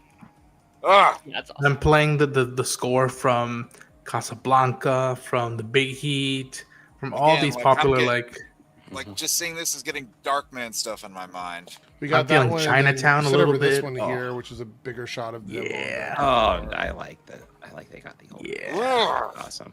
Man, I'm already like making notes. I'm like, okay, when you do your reaction, color code it to black and white. In your background, I make sure it's this and this. I mean, all right, looking at it, I think it would look better. We got to do something on this, Ronan. Yeah, I agree. I'm excited. We got a $2 super sticker from Columbia Rican is there a with date the little. On that yet, by the way? The what? The show? Yeah. No, I heard early. I heard early next year. Okay, I need to like write down Shattered Dimensions on my Let's Play list. We got a little super sticker from Columbia Rican, giving a shout out. Thank you so much for the super sticker. I do appreciate it. I wish we could see those on StreamYard. I just hate that we can't. I used to do the little pop-up thing here on OBS, but the issue is that it doesn't work all the time. So I just gave up on it. All right, what do we got? Yeah, go ahead. Darren? Did you see a link that I sent you, Eric? Yeah, I did. Yeah, yeah. We're gonna look at that in a second. I did have one more thing over here. Let me see. All right. So I don't know how true this is, but I thought it was worth talking about because it's been making the rounds the last couple days, and there's rumors about who this person is playing if they're in it. This is Scarlett Johansson is officially in talks to star in the Batman Part 2. Paul Dano. What are our thoughts? This is very early rumors. What are our general thoughts on this? Andrea Beaumont. Give me Phantasm. That's what I'm going with. I mean, Phantasm would be interesting. I mean, listen, it would be a very different take on Alfred, but I think she could pull it off. I think she already have an Alfred. Well, I mean, it's a recast, so I mean, they look pretty similar. I think they have the same bone structure. That's the other name I see popping around is Poison Ivy. People are saying. I was about to say Poison Ivy was one that popped in my head. I think that's too easy. think that's too easy. I don't know if they would Does do that. Poison for this Ivy universe fit either. into a Matt Reeves universe, though? Yeah, I don't think it would be like the meta human Poison I Ivy. think It would probably any be some character sort of could, but kind of. because remember what he did to Matt Reeves Riddler? wants to. Remember what he did to Right. Riddler, Yeah. Joe? Yeah, he just put a be trash like an bag over him. activist. Yeah. I mean, here's what She's I'll a say. little old for the role, but she could be Barbara Gordon. Oh man, that would be. Oh, actually not in Actually, this as an universe. older He's one, Yeah. that's older not than bad. Robert Pattinson. Yeah, I Could be said, yeah, but Batwoman. also I'm forgetting that racial. They casted different races. Jim Gordon, so it wouldn't make a whole lot of sense. Unless she's adopted or something. Could make sense. Or Right. he's married to a white woman, which True. Most people say Yeah. it could be an original character. And that's 100% I don't- possible. I don't have much thoughts on like the potential casting itself, as more just so like Scarlett Johansson's career right now. Mhm. Like she's in like 3 potential. I know there's some rumors maybe she dropped out of 1 or whatever. I'm not subscribing to any of those yet, but like she has a potential Jurassic Park 7 or like Jurassic World 4 Yeah. or whatever it may be, 5, Goddamn. whatever you want to Yeah. call it, right? There's the Tangled rumors, which I know there's rumors around maybe she's not doing anymore, but those rumors are still out there from Mother Gothel. There's also potentially this, like, she is already one of the most financially successful actresses of all time. And then you add these massive franchises. Some of these could be more like $billion, maybe not Batman, but like Tangled and Jurassic. Those are $billion franchises. Batman's a very popular franchise as well. You gotta give it up for her, man. Like, she is doing well for herself. Congratulations. I am, like, I know she's had, a hit and miss history, but like, she's making the right decisions. She's doing some great stuff. How do we feel about this comment? I mean, are we just waiting for the DCU version at this point? Because I know Ronan really loves the Matt Reeves universe. I'm So with I'm- Ghost Bumbles. I'm either way. Like I said, I recently got the Penguin, so I can wait, and I have enough Batman stuff to last me a lifetime. Like, as long as Batman doesn't cut in the way of getting me Animal Man, The Question, Hawkgirl, Hawkman in the future, fine by me. But like, again, we just talked about Spider Noir. If I don't get Batman for a little bit, but I get Spider Noir, let me try that for a while. It's in the similar ballpark. Give me somebody that can fight as good as Batman and wears a similar mask to him. Hint, hint. Also, random thought: people have been saying that Scarlett is in the movie. Thank she's you, playing. Ramen. Sorry. Somebody was speaking my language down there. I had to shout him out. What the fuck? I was. Thank you for that. Sorry, Ron. Fuck was I saying? I'm sorry. It's all good. You were like, it's okay if you have to wait for Batman stuff because you have Spider Noir. And, Yes. So they were saying that Scarlett might play Poison Ivy. Yeah. I've always still feel that, like, listen, I have my thoughts on Batman and Robin. I think Uma Thurman, if they would have cut down a little bit of the campy side, would have been a knocked out of the ballpark. Poison Ivy. Uma Thurman understood the assignment. She's a great actress, Stop and it, Darren. she's the crap out of it. But she had fun. Yeah. Darren just loves torturing me with that. But I know Matt said that he wants to introduce a character that hasn't been done in live action yet. Yeah. Which So- makes me think Andrea. that hasn't. So he said the lead villain hasn't been the lead villain in a movie before. Yeah. So My question is, and everybody can kind of give their opinions on this before we move on, but does this mean, well, 2 things. So does this mean that Scarlett Johansson is pretty much done with Marvel? Like, she's just done because of I everything think that she has happened? been. She Like, said she was. she has said that she does not want to come back, which of course could be a lie, right? These actors say this shit all the time, but I honestly genuinely believe it. Like, I feel like she is so satisfied with her time there, and like I just said, she doesn't need it. She doesn't need Marvel currently. Again, she has Jurassic World right now, which is arguably right now a more stable career option. Like, obviously, if she came back for Avengers, yes, that's big, that's money. Of course, I mean, probably. They also did attempt to fuck her over with Black Widow in the release deal. Yeah. That is Well, bad okay, on so their that's part. what I wanted to bring up. So she had a production credit on Thunderbolts because that was the legal obligation within the lawsuit settlement that she had.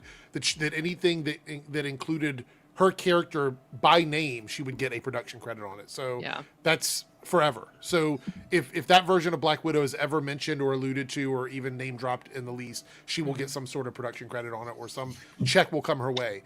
But I don't think she has interest with working with Disney anymore. And I don't think Disney has any interest with working with her anymore. They have Yelena. They don't care about Natasha. You know, Yelena's a better character anyway. I mean, I know she's like doing some like I love producing work. Yelena. So Mark, for the record, Jake and I are in agreement. Oh, wow. Oh, wow. Okay, here's my pitch. You still want her involved in Doomsday somehow. Here's how you do it. You have the movie come out. There's a sequence where like there's like this big fight scene and like we see her come out on stage and she's and like the whole audience is like, yeah, she's back.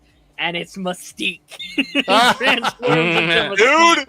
that would be hilarious. If they turn her into Rebecca Romaine's Mystique, I would. Oh gosh, laugh we my actually ass. have some Doomsday stuff to go over before the end of the stream too. So Oh, are you talking about the Randolph thing?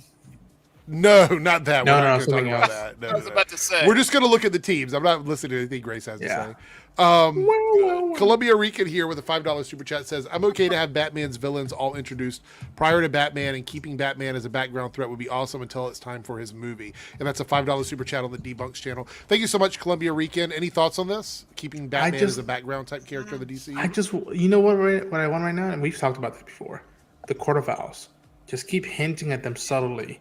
And then for the third one or the future one, do the Court of Owls, because just something as like, the owls are watching, the owls are listening, like something like that is when I heard the concept of the owls, I was like, that is fresh, and that's not just another Joker. Like that is fresh, and it's deep. It's not just combat to combat. It's like your legacy, the place you fight for, and what it does to you of like, do I know everything? Am I the world's greatest detective? Maybe not. So I'll piggyback off of that. The way you could, like subtly, like just sprinkle out, I guess, the them being in the world. You could do kind of like what the Arkham Origins game did, where like you're going after the 8 assassins, and just very like off the road, off the beaten path. You go it's inside the Gotham Bridge. You see a book containing the Court of Owls nursery rhyme, and like maybe just have like a passage of that written somewhere, or like you see Batman and then very, very faintly you see a pair of glowing green eyes all the way in the background. I'm not gonna lie, this is gonna sound so nerdy, so I apologize. But if in Batman Part 2, we see Batman walking in the streets, dark, very noir, gothic, right? And I just start hearing an owl perch, I'm gonna freak out and be like, the court. I'm just like, that's all I need. That's all I need to get me giddy up. Like, oh, I'll definitely like it more than the first one at that rate.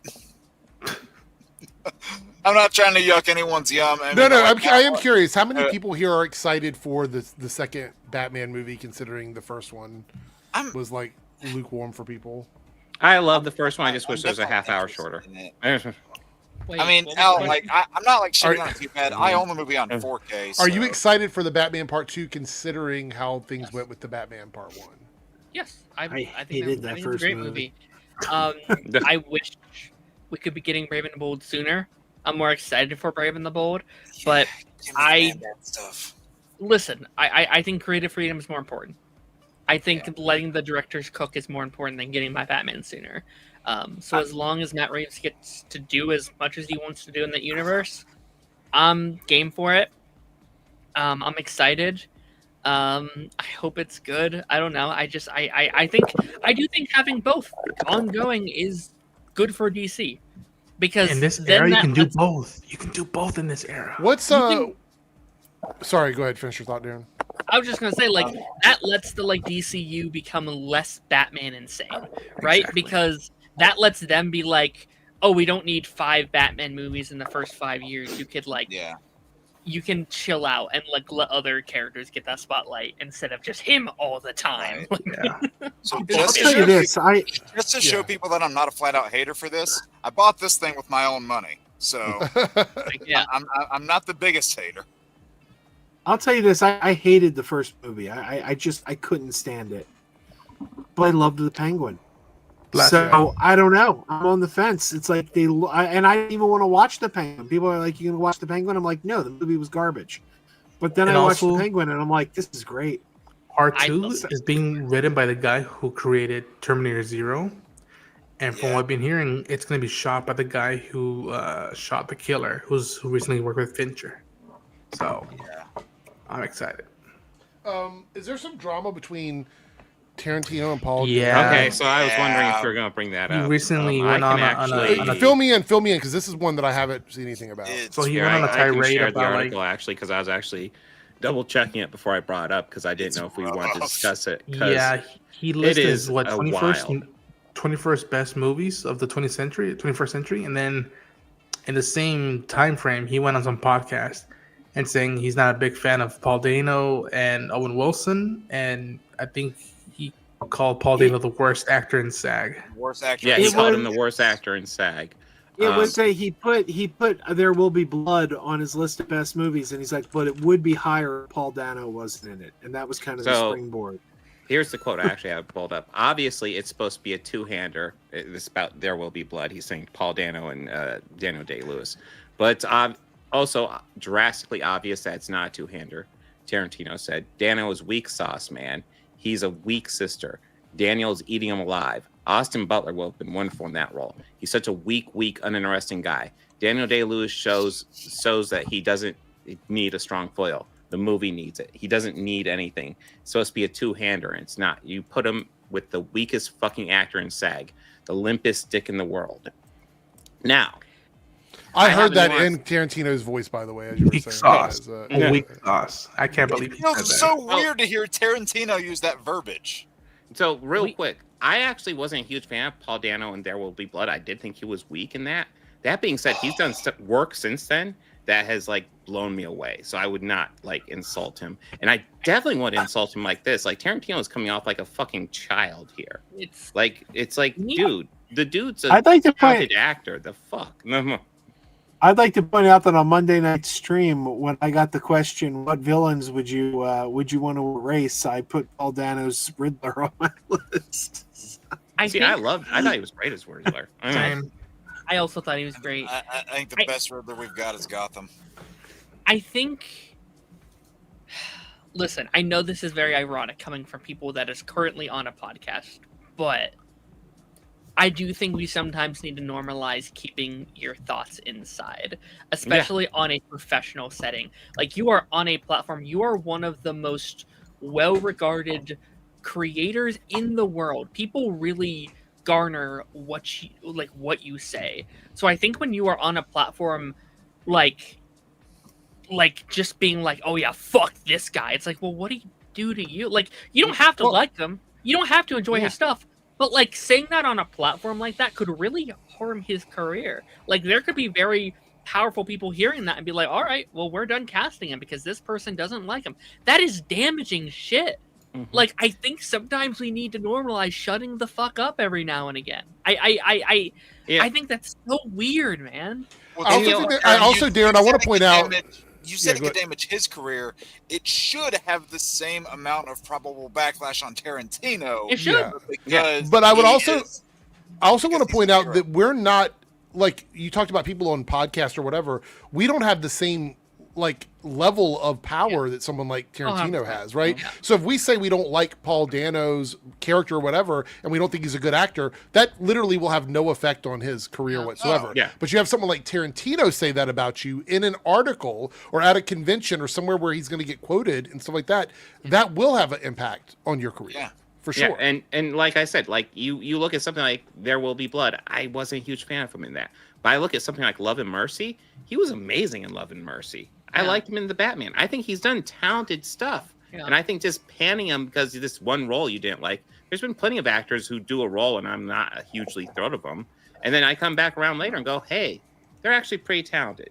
Yeah. I think it's really weird for him to just blast him like this. If there's an actor that you don't have a preference toward, and if you don't want to work with, Just don't work with them. Yeah. You don't have to be an intolerant asshole online. Yeah. You're a director. You can do your own casting. Just don't work with them. I mean, it's fascinating because yeah, he's had these takes for a while now, and like it's ironic because today I literally just got a few hours ago from watching Kill Bill, the whole bloody affair. But like I remember what was it? At one point he said like he's not a big Hitchcock fan. Right. Which I remember being like, what the fuck? At one point he said he prefers Spectre over Skyfall. Ooh. I think at one point he says The Last Crusade is a boring movie. And again, like, listen, he's entitled to his opinion. Like, he can believe, like, do all that stuff. But it's just like, I think someone said it, just professional. Like, as a professional, do you really want to like cut some guy's nuts off just because for the sake of it? And like, I don't know. Something that occurred to me because like he always said he's going to do 10 movies and he's done. And he's been working on the 10th movie for years now. And the comments like this make me think maybe he's just decided he's done. Yeah. And he doesn't care anymore. Yeah, that's possible. Movie-wise, he hasn't put one out since before COVID. Yeah. Right. Yeah, when was Once Upon a Time in Hollywood? Was it 2019. Yeah. It was the last time I had was like pumped to like see a new movie and like. And again, like I'm listen. I am a fan of his work. I'm a fan of him as a director and a writer. But like sometimes these takes, it feels like that one uncle at a party who was like, had one too many sips or smoked a joint. It's just like sometimes he just comes off like a fucking child. And it's like, dude, calling me out what like the fuck that. is wrong with Kidding. you? Kidding. I'll say like, if I was an actor in Hollywood, I would not want to work with him after hearing that. Right? I think as someone who's not in Hollywood and is not in the film maybe Kevin industry, Spacey will work with him. Yeah. Kevin Spacey will definitely work with him. What if he said? What if he tells Kevin Spacey, "Yeah, you can live in my place if you star in my movies"? If I was in the film industry, like as someone who's not in the film industry whatsoever, I do know that it's such a environment that's built on trust. It's built on relationships and dynamics. And if my director is like, well, fuck this guy and fuck this thing and this thing sucks and I hate this thing, then I might be like, well, I don't want to work in that kind of environment that anything I could do would be judged by this almighty director. Like, that is not a good environment. And I know he is one of the most acclaimed, directors in the world, like one of the most acclaimed creators in the world. I understand people want to work with him, but I don't know. I don't love that energy. I really don't. Eric, it's just not my Eric, vibe. Can you pull up Master's comment, Eric? So, not everyone got pissed off about Parasite beating Joker. One creator by the name of Robert Storms got pissed off about it. Isn't he like a friend of yours, Jake? God. I'm just kidding. I'm just kidding.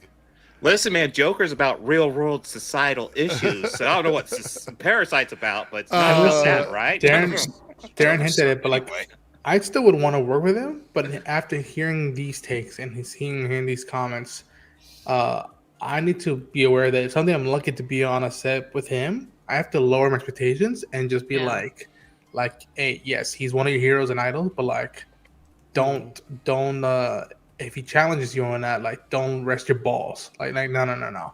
Be like, hey man, you're stand your ground. Yeah. So Columbia Rican here. Oh, go ahead, Bob. I'm going to tell a brief story, and it's going to sound like it's completely unrelated, but it will be related. It's going to be a quick story. So my very first car accident was literally just me sitting in the dorms. And then one of the people who lives in the dorms comes over and tells me, oh, your car was just in an accident.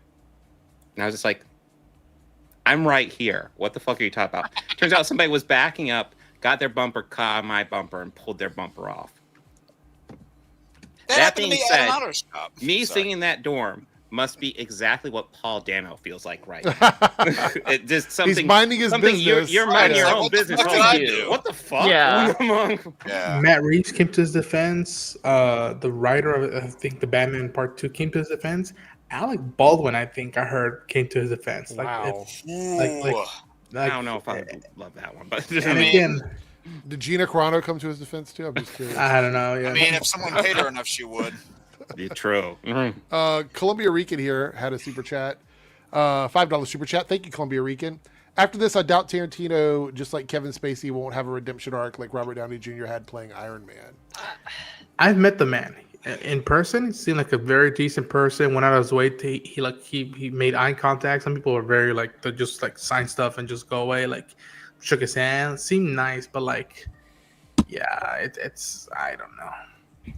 Yeah. Thank you for the super chat, Columbia Rican. I don't know. Someone like Tarantino could probably, just like with J.K. Rowling, could just stop doing stuff today and still be rich for the rest of their lives. So, That's true. Yeah. Like Bob was saying, he probably does kind of have that mentality because he's one of those directors. If he calls, people will pick up the phone. He does have that kind of legacy status, and he probably is under this kind of assumption that he doesn't probably want to be in this industry that much longer, right? He's in his bucket list era. He has one more movie. He's doing a show. I think he's doing like a audio book or some kind of book thing. Like he's on his like farewell tour. So he might be in this like, well, I don't fucking care. I can do whatever the fuck I want kind of thing. But that also brings me back to my statements about J.K. Rowling, is that when you have that much money and you don't have anything to worry about, you choose to be assholes. You choose to be someone that goes after people. So that makes it even worse because you're not doing it because you're trying to survive in the industry. You're doing it because you're choosing to do it. That's even worse to me than doing it because you're pushed into a corner. In a lot of ways, it's showing who you really are. And that's pretty gross. Yeah. All right, we're gonna pull up Darren's sent this over, so I'm gonna pull this up and let you go through it because I feel like you wanted to talk about it. So let's see. Oh, well, we'll all talk about it, but you send it over. What was that? Did you see the options I gave you in the private chat? Yeah. They're already up. It's already up on the list. So.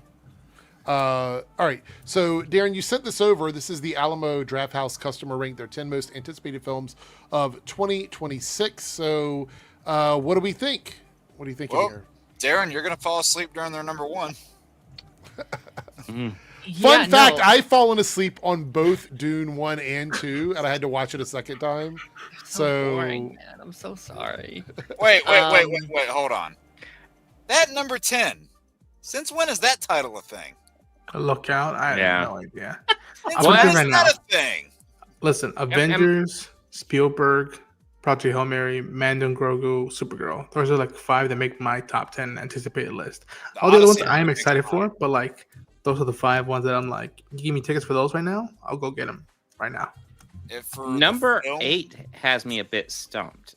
Devil Wears Prada, I've never even seen the original because it never really appealed to me. Has a cult following. Is that really exciting? Audience, It's not bad. I think it is a little overhyped. It is overranking right now according to this list. Star Wars and Supergirl. Which I am way more pumped for. No question. If I were to throw a top 5 in there, and these aren't in any particular order, but I'll say Avengers, Odyssey, Spider-Man, Mando Grogu, Supergirl. Yeah, those would be prime. What is Werewolf? I don't know. Oh, actually, I'll throw a little bit of a shout out in there. This one's not on the list, but I am really looking forward to the second Mortal Kombat. I think number 6 is hilarious. Just whatever Steven Spielberg's doing, we want to watch it. Yeah. Which I get. We're not here.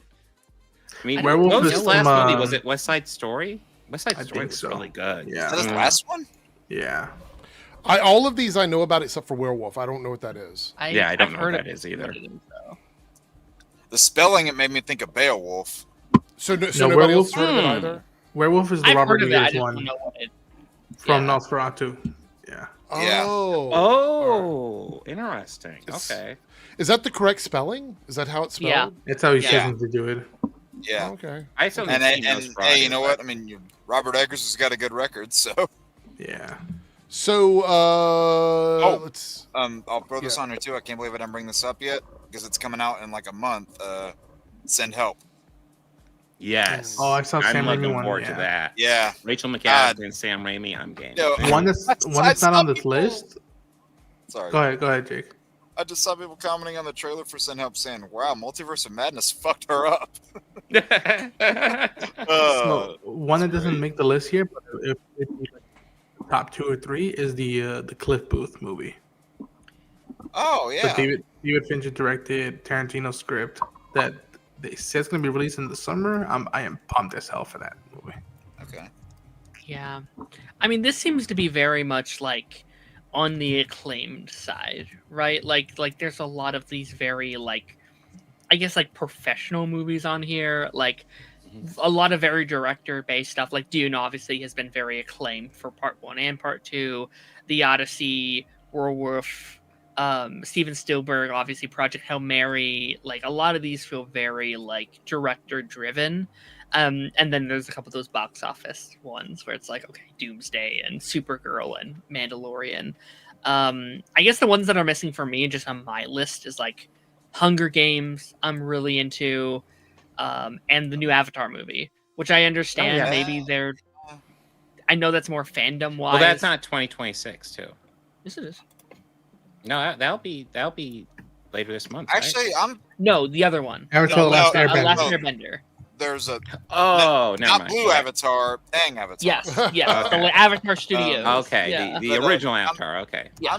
I'm actually surprised. The good one. I'm surprised Michael's not on here. Yeah, Michael's missing. I mean, Mario's missing. But I get Darren, that's the title of a really bad game. The Devil Wears Prada 2 is going hard on this list, though. No Michael, but The Devil Wears Prada 2. No Cat in the Hat. Okay. Jokes aside, if I have to see that trailer one more fucking time, I'm going to lose my mind. I'm sick of it. Hunger Games looks promising. That prequel looks promising. We got some super chats here, and then we're going to take a look at the teams from Avengers Doomsday to get everybody's take on that. Columbia Rica with a $5 super chat.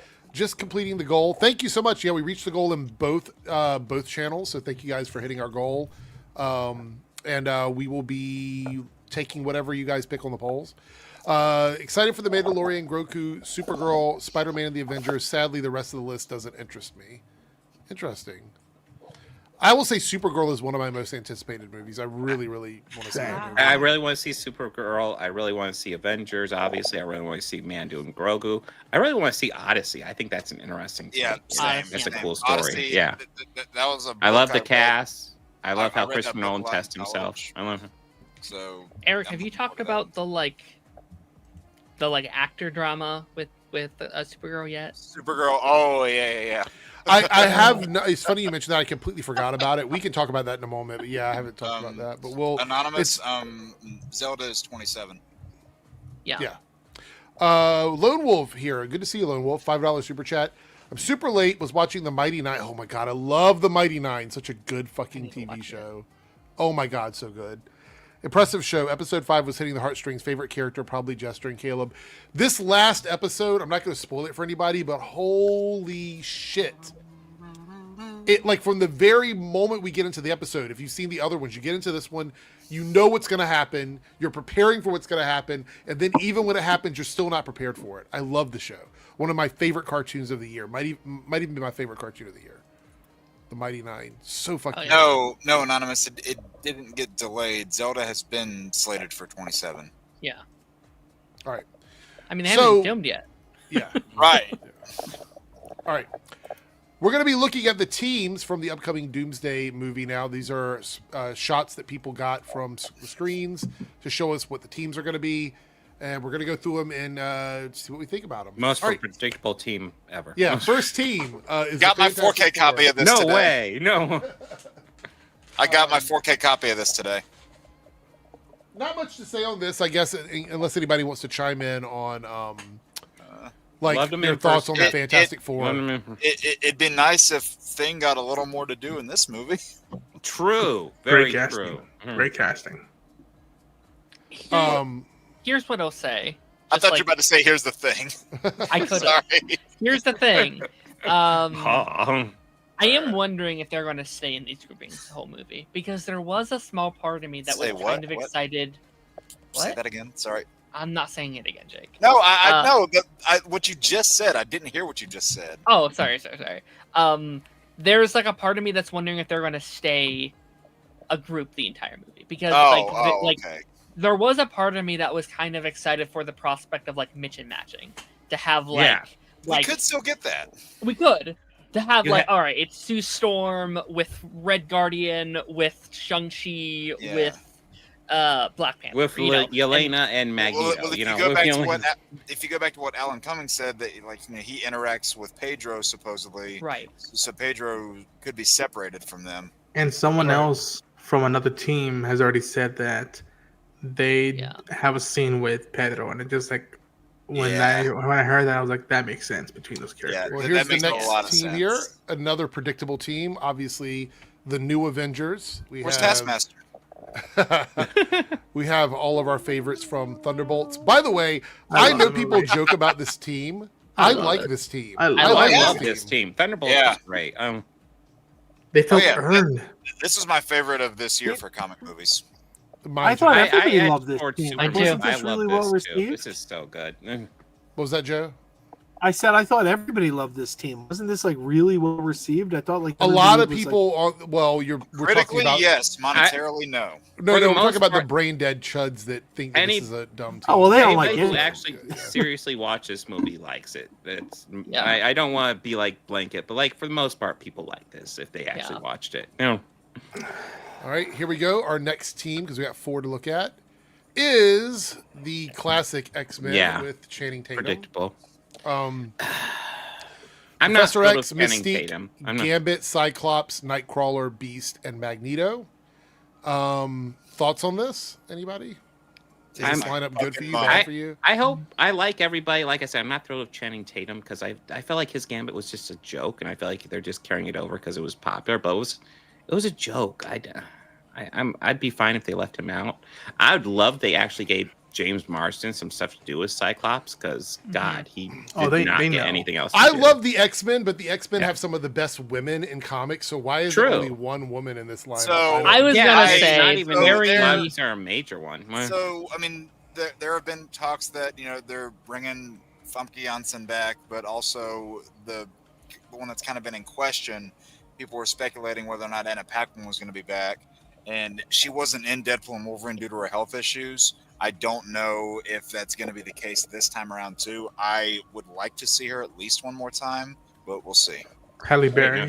Who would we trade? Who would we trade out for one of the women? Sorry, go ahead, Darren. What were you gonna say? I would just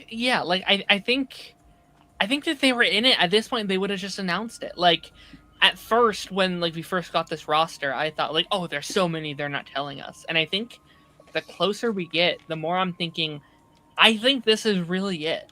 I think as a main cast of the movie, this is the main cast. We might get small cameos and appearances, but I think this might be it. And they will have legitimate roles because I saw people saying, "Oh, they're really going to throw them in there just for a little bit." I said they wouldn't go through all the trouble of announcing it if they were just going to have little bits. Somebody called it the ex-white men, which is kind of funny. Honestly. You know what? I was actually. I could tell you were asking who would you kick out for one of the women characters, and you know who I'd kick out already. Yeah, for sure. Go ahead, Joe. You know what I was actually wondering, and obviously he's not in the cast. Or they haven't announced him. But I was thinking they're bringing back all these original X-Men actors, and I was like, if they wanted to bring back Kitty Pryde, would they have to recast, or would you bring back Elliot Page and I don't say think that Elliot Pryde transition? Yeah, I don't know. Yeah. Elliot said that he would. Oh, really? Put on a so wig. he would do a drag performance of Kitty. But Pryde, would he do? But could they say that Kitty Pryde is now Kit Pryde or something? Or no. I think that Elliot would just play Kitty as Kitty. I mean, I did think he was a good Kitty Pryde, but things have changed, so I don't know. I don't know. I'm happy that Alan Cummings is back. If we could swap out, I love Alan Cummings. If we could swap out any of these characters for another woman, who would you swap out, and what woman would you put on the team? Hot take? Yeah. Patrick Stewart and Ian. As much as I love them, we've had so much of them, and they've done so many journeys. I would prefer Storm and Jean Grey or something. Who hasn't had their time to shine. Jubilee, someone else. Yeah. God, Jubilee hasn't had shit to do in the movie. Especially I think you can write it into the narrative that this is a broken team. This is a team that has had their losses. Maybe they lost their Xaviers and stuff like that. Play into that a bit more. Or Mystique. As much as I love Mystique, we had a lot of Mystique. I don't necessarily need more Mystique. I don't even know why they're bringing her back, to be honest. Of all the women characters to bring back, if you're talking about another woman, bring Daphne back. Okay. Hell yeah, I'd definitely. That'd actually be kind of cool. Yeah. So hot take. I think this is Team Expendable. I think this is everyone pretty much dies team. Well, I mean, because this is our first time meeting these characters. Like, these aren't. I think people keep forgetting this. This isn't the Fox X-Men. No, they're dead. They've died like twice. Like, this is the team. I assume maybe there's a wild card we don't know about, but it's seemingly this is the team that Monica meets at the end of the Marvels. This is that original. New partially, team. I think. I mean, to go into your earlier point about mix and matching, I think that this is going to be a multiversal merged X-Men. Like I think it's probable that this Gambit is the same one we saw. Maybe not. Kelsey Grammer likely to be the same beast we saw at the end of the Marvels. Yeah. Patrick and Ian could both come from the same universe, could come from two different ones. I mean, same thing with Mystique. So there's a lot of ways they could play it. These could be the characters from the end of Days of Future Past, ignoring Logan, because I think Logan, as much as I appreciate Logan, I love Logan, it works better if you kind of ignore it. Yeah. All right. So we have none of that matters because it's all timey-wimey, wibbly-wobbly. True. So our final team is the actual Avengers. This is going to be the Avengers lineup as the final team. We have Thor, Ant-Man, Loki, Captain America, Falcon, and Shang-Chi. Yay, Shang-Chi. I really think this group should have hung out like before this movie. This group has the least amount of synergy out of all four of our teams. Right. Like we haven't seen the biggest sausage fest. His own movie. Yeah. This is the biggest sausage fest right here. True. There needed one. I mean, I don't know if I'd completely agree with that. Like, okay, you have Sam and Falcon. They have their dynamic. You also have the Sam and Ant-Man. Like, right? That trio right there makes sense to me. This is a Loki that doesn't know these people, though. Like, he's never hung out with them. I think Loki's new. I think people are assuming, like, oh, Loki's just part of the team. He's, I think he's introduced in the movie in the same facet that Doctor Strange is introduced in Infinity War, where he has to come down and be like, Doctor Doom's coming, guys. So they're missing. So they're missing people from this though, because like Shuri and M'Baku and Namor are all in this movie too. So I think that's a separate team. That's a separate team as well. Yeah, I think that's a separate part of the movie. So I'm surprised they didn't show like a Wakanda team picture. Yeah, they didn't. But I think that the issue is that they're trying to hype people up by doing these team combos, right? But if you look at this lineup, out of all the teams, Fantastic Four makes sense, Thunderbolts makes sense, X-Men makes sense, right? Those teams make sense. This one's a little weird because Shang-Chi has been ignored pretty much since he was introduced. Obviously, Captain America and Falcon have synergy together. Captain America, Thor, and Ant-Man all have synergy together. But this Loki, I'm curious, is this the Loki in the Loki series, or this is a multiversal Loki that's just another Tom Hiddleston version I think we've never met before? I hope it's I'm going to assume it's from the series, but I don't know. I think it's got a purpose, Loki. Yeah. Also, the two Avengers who kind of brought Shang-Chi in aren't here. The Hulk and King Carol. Yeah, and I think if this is the Loki from the series, he's the most powerful one in this group of all the groups. Period. Yeah. You're really funny. No, I was just saying, like, if you look at this group, Loki and Sentry, those two characters are so fucking powerful. Like, I mean, I would even this Loki is Loki actually more powerful Sentry. than Doctor Doom, arguably. Depends. He can rewrite reality. Like that's what he does. So depending on the kind of power that Doom acquires, so can he. And we don't know what team Doom's going to be on. I kind of assume Doom will be involved in this very much. Everything that Doom is doing is predicated on Franklin Richards' power. That's it, right? I mean, so that's assume. Well, I mean, there's no other connection. Where else will we go?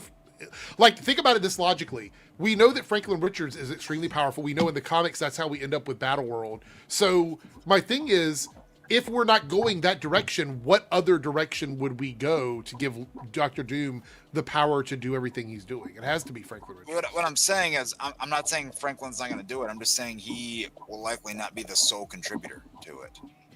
I don't know.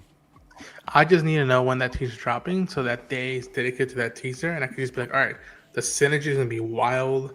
People will be like, making theory videos, and people will be like, we're gonna be doing streams on multiple channels, being like, okay, what does this mean? Like, I want that rumor day. is the 11th. That's the current rumor. Yeah, take that as you will. But what? Actually, that's a week.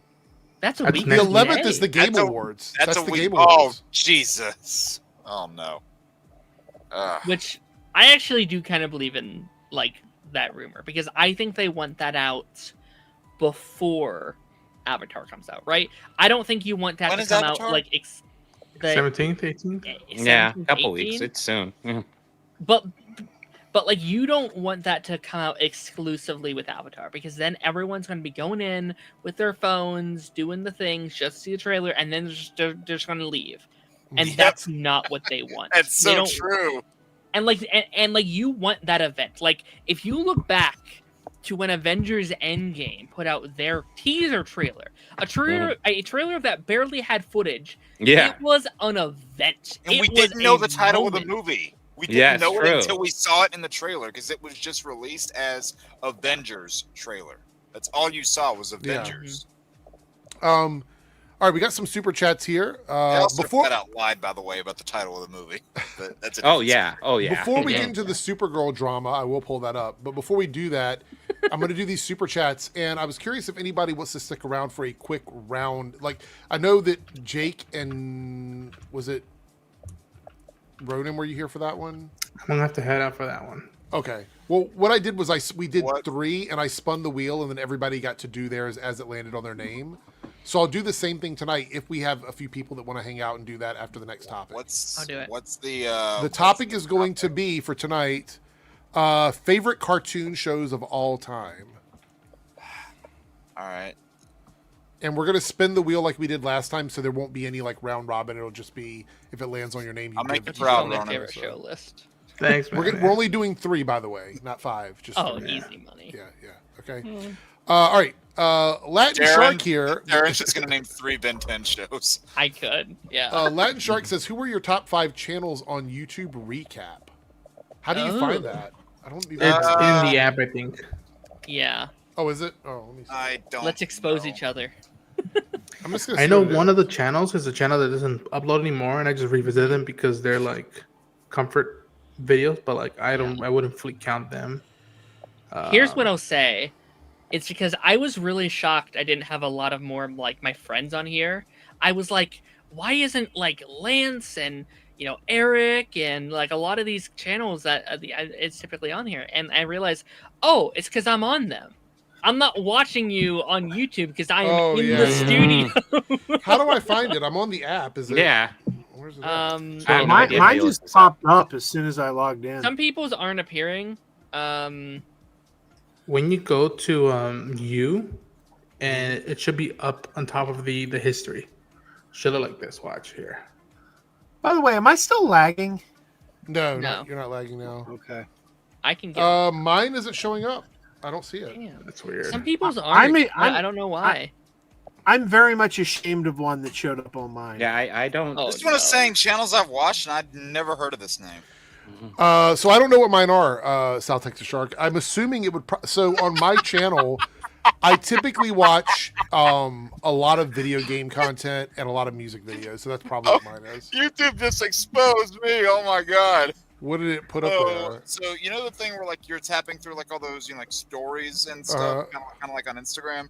My YouTube award is we got. If this isn't me, I don't know what is. Your YouTube award is most likely to quote movie lines at the most random time. I got that too. Oh my god. That's not me. I don't know what it is.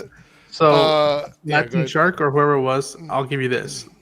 Besides the one channel that doesn't upload anymore, the other ones were Real Rejects, Heroes Reforge, Trash Taste, and John Roca. Okay. Oh, I'm very ashamed of one of mine. One of mine is a Total Hate Watch channel. Oh no. My number 1 was John Campia. Oh. My number 2 was a channel that I used to be a regular on, haven't been in several months, but Movie Madness Entertainment, Mad Max's channel. Number 3 is Professor of Rock. I don't know if anyone watches Professor of Rock. He's great. I've seen a few of his stuff. That could be fun. Number 4, I am so ashamed. My Review, Aaron Fisher. Oh no. And number 5 is Adam the Woo. Okay. Mine was Chainsaw Reacts, our friend on here. Nice. Danny Mata, Smosh Pit, Rear Rejects, and Blind Wave. Blind Wave was another one. Yeah. I watched a lot. I'll say this. So my the 5 that I've got for like the top for the year. One of them was Chainsaw. One of them was Darren. Damn. One of them was one of my best friends and somebody that's been a supporter for my channel for a long time, AirrickDebunks. One of them was okay, this one's funny. One of them was Lance, and then stop. I hate how I can't like just stop it. How I have to like hold the thing down in order to actually read the list because it'll auto go past it if I don't. Yeah, I guess. Oh, is it like in a short style? Is that how it is? Oh. Yeah. It's like Spotify Wrapped, where it's just story. Like, yeah. And then the Film Junkie's the other one. Nice. Okay. Lone Wolf for the $2 super chat. Favorite character so far, Eric? I guess because your last comment was about the Mighty Nine, that you're probably asking me what my favorite character is. Either Ford or Jester. Ford or Jester would be my favorites on that show. I might start watching that show. Oh my god, it's so good. Traps, so good. I think. Music Lover here with the $9.99 super chat. Thank you so much, Music Lover. I did my YouTube recap, and you are my top channel. Oh. Wow, thank you. I just want to say thank you for the live streams. You were my lifeline in my last semester of grad school. Well, you are very welcome. Thank you for coming and hanging out with us. So glad that we could contribute in a positive way to a very stressful situation like grad school. So yeah, I mean, like those grad school final thesis projects can get really rough. You do desperate things to make it work. Oh yeah, right. Exactly, Jake. Boys, I think my eyelids are closing on themselves. Okay. So I think I'll try it out. All right, Ronan. Have a great night. Good to see you guys. Go over and check out Ronan's channel. Support. Yeah, just dropping my Kill Bill review, so be on the lookout for that. I'll see y'all later. All right. I haven't had anybody come to me yet and say that I was in their top 5, but I think I'm gonna have to run a contest. Like if you can provide a screenshot proving that I was in your top 5, I'm gonna have a giveaway. More 90210. Yeah, maybe. So I was looking it up. I'm trying it right now. Apparently, if you go to youtube.com/recap, it will take you there. All right. Well, let's see. Let me see. I have a link for it. I just realized you're wearing a Trek shirt, Bob. Sorry. Yes. I saw the topic. I was like, well, I need to wear a Star Trek shirt. Yeah. No, that's whenever he switched over to the Avengers teams, I literally switched over and put this hat on. I just got my Star Trek Con bobblehead. Oh. Go pop. Yeah, Sorry. I'm in my Christmas t-shirt phase, and I only have one Star Trek Christmas t-shirt. It's in the hamper.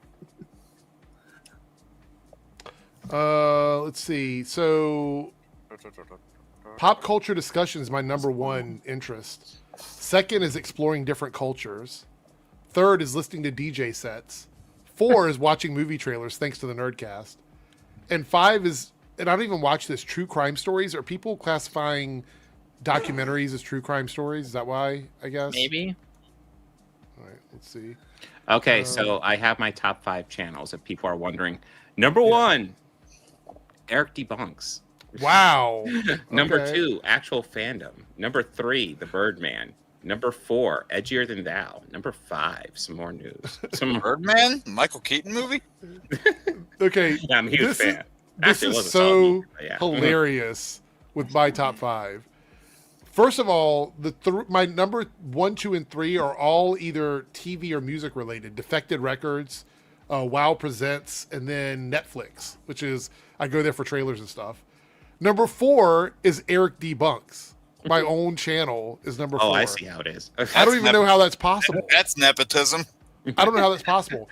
And number 5 is Lance Geek Drums. because I watch Party Nation on playback, so I guess that's why. Oh, he will love to hear that. I guess that's why. So you'll never hear the end of it. What did everybody get for your YouTube award? Oh, I got most likely to quote obscure movie lines at the most unexpected times. Wait, why does everybody keep getting that one? Hold on. Yeah, Eric told me. Yeah, Eric told me he wasn't gonna watch mine on playback. It's fine. It hurt a little, but it's fine. Hold on. How far in the list is that? Oh wait, YouTube. Every nerd on the channel probably got that one. Okay, I got most likely to spot a bad movie faster than anyone else and share your opinion. Oh. Huh. Hold on, let me skip through it. The Connector. You are drawn to content that sparks conversation and builds community. You've watched pop culture discussions and reality TV recaps along with connecting others to those things. That's interesting. All right. What the hell, Serenity? Look at that reward. What? Look at Serenity's reward. Huh. That's interesting. Wow. Okay. Yeah, Jay Bird, I made a second channel just so I could watch myself. That's pretty crazy, right? Yeah. Hold on. My personality type was the Wonder Seeker. Okay, this is mine. Your YouTube award is most likely to host a themed party based on your favorite movie franchise. That's my award. I can't say it's wrong. I mean, I would do something like that. We have theme parties here at the house. So there's that. All right. We have some other super chats here. Columbia Rican. Are those teams also including cameos? I don't know. I don't know if those teams are including any of the cameos. I have a feeling that we're going to see characters for like 2 seconds and they're going to get murdered very quickly. So on each individual place that these characters are coming from, wherever their planet is, we're just going to see destruction and death. Yep. And because that's what happens during the incursion events in the comic books. And people are going to see that and they're going to eat that shit up. Even though in Multiverse of Madness, when they did it, people fucking complained. Yeah. Because in the comic books, and Bob, I don't know, have you read the 2015 Secret Wars? No. Okay. In that one, it's just two different places. It's the Earth 616 and the Ultimate Universe are colliding together. And they have to escape in ships. That's what the event is. And a lot of people get killed trying to save the planet. So, yep. Not totally sure.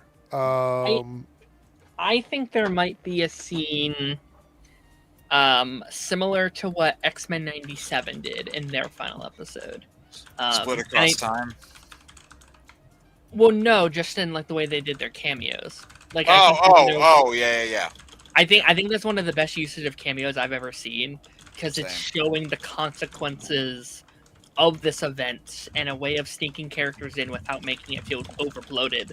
So you can have a scene where you see like Spider-Man just like looking up. You can have a scene Captain Marvel in space. You can have a scene with Hulk being like, "What the fuck?" All these things. And even then, a number of those characters had like a little more than cameos than that. Like like Iron Man and Captain America actually had roles in that. Yeah. So like you could have like a select few of characters actually be more than just cameos. Lone Wolf with a $10 super chat. Thank you so much, Lone Wolf.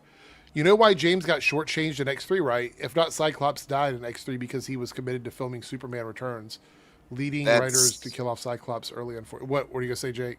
I was going to say that is pretty common knowledge because he and Bryan Singer left that project together to go do Superman Returns. I still maintain he didn't die in X-Men 3. We never saw it happen. It happened off screen. And when they questioned her about it, she never confirmed it. Yep. She said, did you kill Scott? And she never said a word. I think they were trying to keep him returnable for the future. Sure. But also, didn't everyone die in that timeline anyway? So they could just be like, well, technically he did die. Well, when was that? Xavier killed them all. When? Oh, in Logan? Yeah. Okay. But also, just like Days of Future Past, like everyone's basically dead. So, like, even if he wasn't dead, that timeline's gone anyway. So. Yeah. Here we go. The J.C. Denton with a $5 super chat says Nerdcast is greater than Friday Night Tights. Nerdcast made me realize I don't want to hang out with the depressed Republican whales 24/7. Keep up the good work, Eric. Well, welcome. I'm glad you want to come. The whale, yeah. Great movie. No, thank you, JC, for being here. Look, very briefly to just be a little serious for a moment because we joke a lot, but I really do appreciate all the support on both of my channels and you guys coming through and hanging out with us on the live streams and being here. None of this would be possible without the support of the people in the chat. So I want to thank you guys so much for coming in and doing that.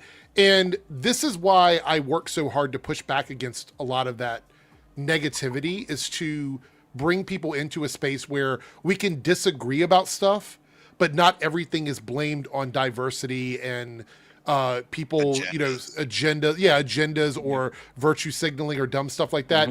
I can guarantee you all 5 of us have difference of opinions on a lot of the things we discuss, and we never have to place the blame on somebody else. Yeah, so, I love talking about movies and just media in general. And part of the issue is that these guys have just fucking tainted the fucking sphere around us. And and right here it says Lone Wolf the Child Super Chat says you were number 3 in my list. I was number 3. I demand to know who number 1 and 2 was, because if it happens to be Grace Randolph and John Campea, we're gonna have a problem. Lone Wolf. I'm just kidding. Thank you for tuning into the channel and making me. It was Nerdrotic and Geeks and Games. Right, exactly. It was making me your number 3. White House YouTube so page. He says that's somebody's real Christmas tree or just a random background. Looks cool. This is a one that came from StreamYard, so I don't know if it is somebody's real Christmas tree or not. They do seasonal things where they're like, hey, we have seasonal wallpapers you can use. I actually will replace this with what happened? Okay. I will replace this with my real tree and stuff like that. I'll take a picture of it for the background when it's all up. So, let's see. Look at this. See? Campy was my number 4. I knew he was in somebody's list. He was my number 1. I was in his top 2%. That one's easy to do, though, because, I don't watch Campea, obviously. But, how Campea does his shit is, he'll post, 20... 4-minute videos every day, so you could. Well, he does what we do. He does a live stream and then he just clips out the parts for his video. Yeah, so it's very easy to. I will maintain though that I think he's the best movie talk. I don't always agree with his opinions, but I think the way he runs his panel is really good. They never get into any personal drama. It's always focused squarely on the movies. I think he does a really good show, even though I don't always agree with his take on it. I squarely disagree. I think we're on the best movie talk right now. Oh, here we go. Jay Bird says, I'm still recovering from Forbes citing that Park Place. Were you here for that, Bob? Did you hear about that? No. That was amazing. So it says Jake is back, but he's not. Okay, we'll figure it out. No, so, okay, I think it was just this last stream. We started reading an article from Forbes about Deadpool and Wolverine's box office, and it felt a little chuddy to me. So we started going through the article, and then I was we got about halfway through it. It's they cited that Park Place as where the information came from in a Forbes article. Fuck. Forbes? Fuck. Yeah, well, hold on. It gets worse. Jake has returned. Sorry, I don't know what happened. My internet shit out for a second. Oh, okay. So we followed the breadcrumbs, Bob, over to that Park Place, right? As I'm reading through the article, Joe points out that the author for Forbes is cited as the source for that Park Place. Oh, my God. But not from Forbes. But not from Forbes, from another article, right, that came out during the same week, right? So we followed that article back, and that was her article that was written for another outlet. So basically, her source was herself. Oh, my God. That is such a chud thing to do. Yeah. Let's see here. We did have a... Nice one, Chris. Jason says, Eric, you're number 1 on my currently watching. All right, well, that's good. I'm glad to be someone else's number 1. Who's number 2 and is currently watching? Man, the kiss assing is real right now. I love it. Keep on. I there's one thing that really works on me, and that's flattery. You just flatter me, and I'll throw the credit card at you and go shopping and all that stuff. No, I'm just kidding. You are nowhere near my top 5. All right, Damn. so This was the news. I think we I'm the only about. one who said Darren. I can never get this guy's last names right? Matthias Schonenarts, right? Is that how you say his last name? Schonenarts? Schonarts, I'm guessing. Has been sentenced to 6 months in prison and a £4,000 fine and a 1-year driving ban for driving without a valid license. And then he will star as the main villain, Krim, in Supergirl next year. Is this marketing? Yeah. He's such a villain that he drives without his license. Lock him up. What I think There's is got to so be funny- something else. Just driving without your license is Well, But no, I mean, That like, seems if intense. he had already had all those prior offenses, he had been arrested 11 times and they yes, still hired Bob. There him, was more so- to this. Okay. Yeah. So he's kind of a party guy. He's been arrested for him being intoxicated and driving, and was told that he couldn't drive in certain countries, and so he got pulled over again for doing that, I guess. So he's a bad boy. Like, this isn't like one of those, oh, we can't believe this happened. No, he probably deserved to lose his privileges for a year or whatever. You know what's kind of Well, funny? I mean, you see people that do a lot worse, and they have just a slap on the wrist. Wait.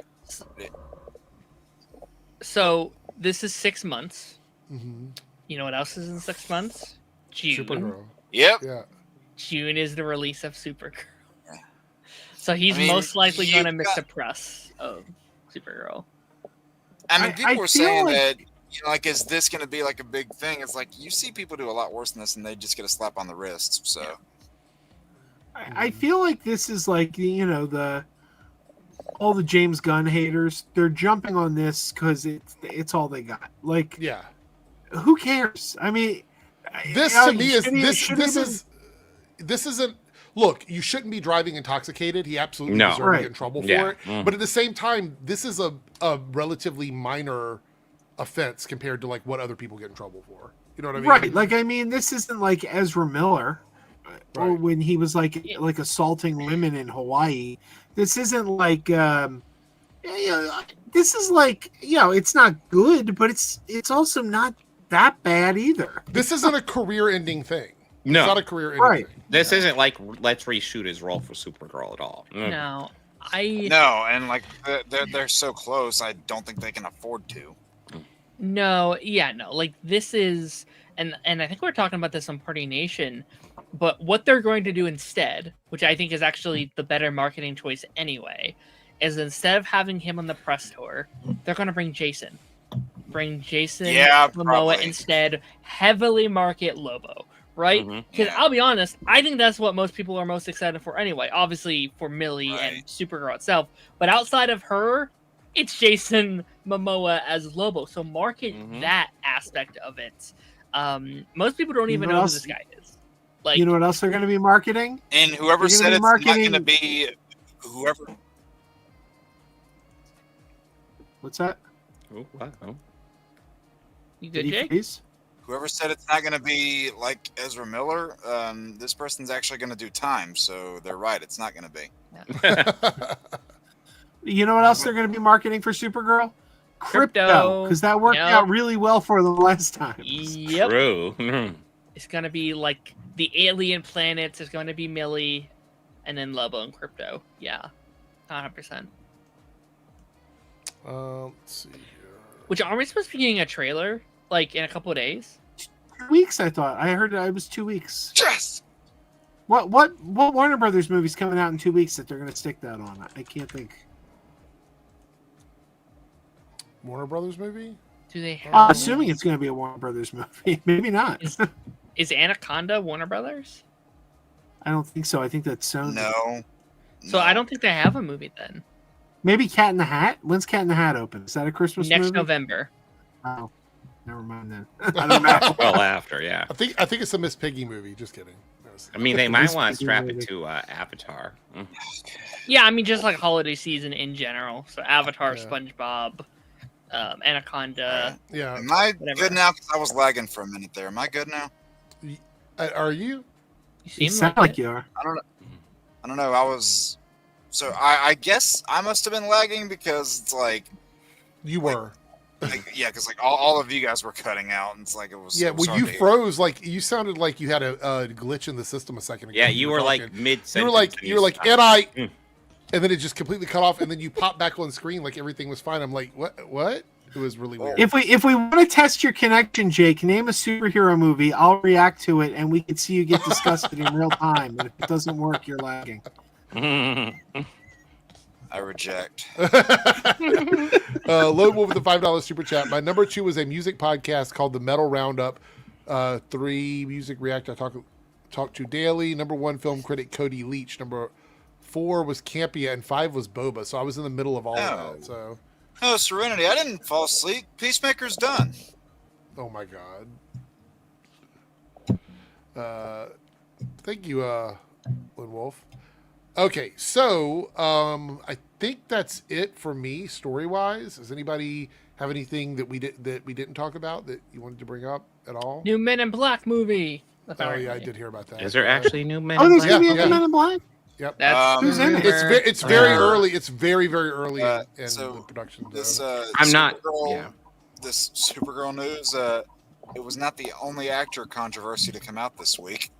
Wait, from Supergirl? No, just period. You not know what other actor controversy happened this week? I mean, there's a couple of them. So which one are you talking about? I'm talking about BD Wong.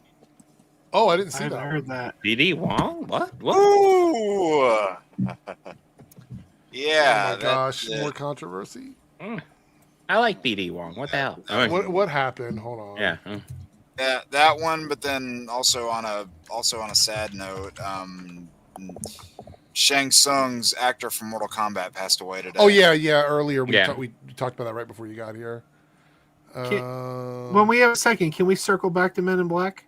Yeah, go ahead. Yeah. You can talk about it now. I'm just looking up something. Yeah, I for just BD sent it Wong. into the private chat. All right. I was just gonna say I hadn't heard anything about Men in Black coming back, but I got to tell you, I've been saying for years. Although I hated the fourth movie, and I hated the fourth movie. No, I'm right there with you. It was awful. I still wish we could get another go with Chris Hemsworth and Tessa Thompson because I don't like the movie, but they have such good chemistry together, as proven by the Thor movies, that I think with a better script, that pairing is good. Let me read this title. I love the cast, the fourth one, but it was so bad. It's hard for me to go back to it. A new Men in Black film is in the works. Will Smith is being eyed to return with this character written into the script in hopes that he signs. Source deadline. Well, let's just hope they don't cast Chris Rock. Okay, this BD Wong thing is really weird. It's a really weird drama. Yeah, I was kind of looking into it as well. Okay, hold on. Let me Are we done talking about this, or we want to mention anything else about it?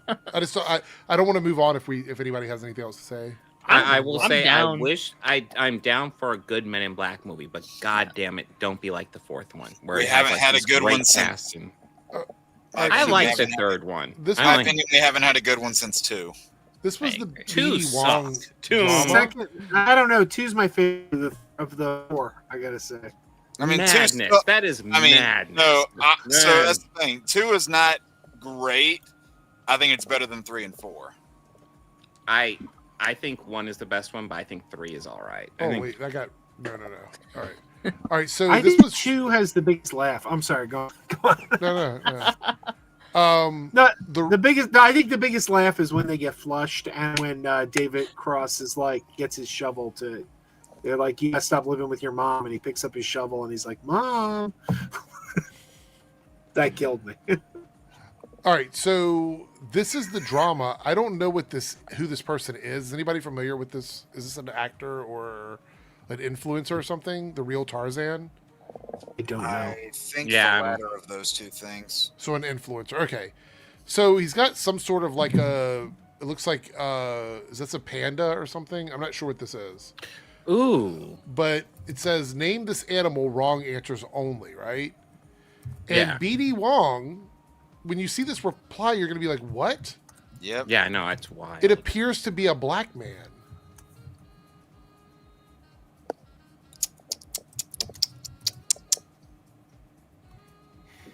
What? I don't even know. I see what he's trying to do. I see what. Yeah, and it's a failure. Yeah. He's like, it's supposed to be like a obvious show because like, oh, he's talking about the man in the photo, not the animal. But it's it's bad. It's kind of rough. I don't. Yeah. Yeah. I'll say this. He, has. I mean, If he has like a show or a movie later that he has to do press for, good luck. Yeah, that joke. Well, I mean, he's. I'll be honest. He did the full-fledged apology, and honestly, I get the joke he's trying to make. I think it was just a terrible failure. It was. It was. I think if the post didn't say animal, then this is a different conversation. Yeah. Right. Like I think the thing is like, oh, you're. Oh, absolutely. That is the word that makes it so bad. Yeah. He did a pretty bad job of reading the room. Yeah, it wasn't good. Not great. Okay. All right. So, with that being said, are we ready to jump into our top 3 favorite cartoons of all time? My list will probably be fairly shallow, but I'm down. That's okay. So the way that we're going to do this, we're going to do it the way we did it last time, which is a much quicker way. And we're going to spin the wheel, and what will happen is when it lands on your name, you just give one of the things on your list. That's it. Okay. So that way we don't have to do a round robin. It's just luck of the draw. So let's go ahead and do this. We're going to spin and see who gets to go first. Chat, we're going to do... Wait, Jake, what was it last time? What was what last time? What was good and what was bad? Oh, it was pumpkins were good and corn was bad. Okay. So we're going to do that again. Throw pumpkins if it's good. Throw corn if it's bad. Okay? And here we go. So, Jake, you actually are... Yeah, go ahead. Can I get clarification? When we say best cartoons, are we talking like TV shows or... Yes. Like, are we talking theatrical shorts or just anything? Just TV shows. Just TV shows, yeah. Man, I'm getting pumpkins already, and I haven't even given my answer yet. I guess they know it's going to be good. Okay, well, let's see then. You go ahead. What's your first one? Well, my first one, this is not going to be a shock to anybody. This little thing right here, X-Men 90s. Had to say it. Specifically the 90s X-Men. Specifically the 90s one. Yeah, my favorite animated show of all time. All right. What got me into the world of Marvel. Still go back and rewatch it today. Like, I'll pop an episode on with a morning coffee. It's kind of therapeutic. Met most of the cast. Have a signed copy of the pilot script over there.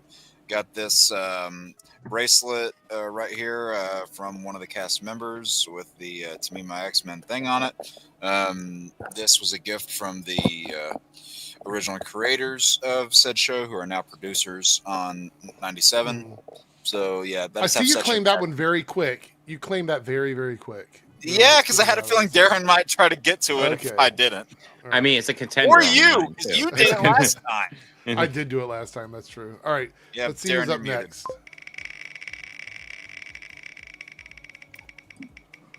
All right. And we have Bob. So, Bob, what is the first in your list, in your 3 choices? Well, I'm going to go with, I don't have that much anime in my repertoire, but I'm going to go with the anime that's always stuck with me. It's the only anime that I have on Blu-ray out there, the complete series. It's Cowboy Bebop. I love the cast. I love the characters. I love the adventures they go on. It's so much fun. I love the movie as well, but it's such a great series. I thoroughly enjoy it. We said animated, Bob, not the live-action Netflix Cowboy Bebop. Oh, damn, because that's exclusively what I was talking about. Just kidding. That would be the case for me. I love the live-action show. Wait, you love the live-action Cowboy Bebop? I hate anime. I won't watch anime, but if you make a live-action adaptation of anime, I'll watch it. Okay. What do you think of One Piece? If you like the Netflix, watch the original cartoon. It's like the same, but better. I can't stand the animation style of anime. I don't like the way anime looks. Oh, it's what about the One Piece live action? I watched one episode and I thought it was okay, but I'm like, this is just if Plastic Man became a pirate. So I didn't watch anymore. It was okay. All right. Listen, I can understand being a bit forgiving of the Netflix adaptation, but it's not better than the original. Okay, we're gonna spin this. See who's up next. All right, here we go.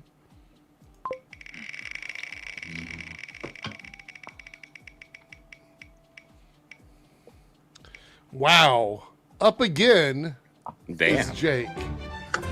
Is it rigged? He's getting Chat, 2 in there. Chat, Man. is it rigged for Jake? Is he rigged the system? Jake. Oh, that's about time.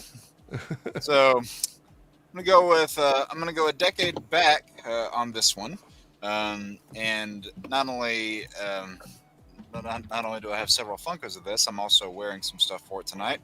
I'm going with 84 G1 Transformers. So yeah, okay. Still my favorite piece of Transformers media alongside the 86 movie. Grew up watching those with my old man. We would go back and see the 86 movie in its theatrical releases on all of its milestone years whenever it would come back. That was kind of a tradition of ours. And yeah, well, like when I think Transformers, my mind immediately goes there. That's my favorite version of those characters. Okay. So, and fun fact, this upcoming weekend, I'm going to be in Steel City Comic Con this weekend. And at that event, Peter Cullen and Frank Weckler are actually going to be there in attendance. I thought you were going to say that your favorite was Transformers Energon. I thought you were going to... Nope. Nope. All right. Let's see who we got next.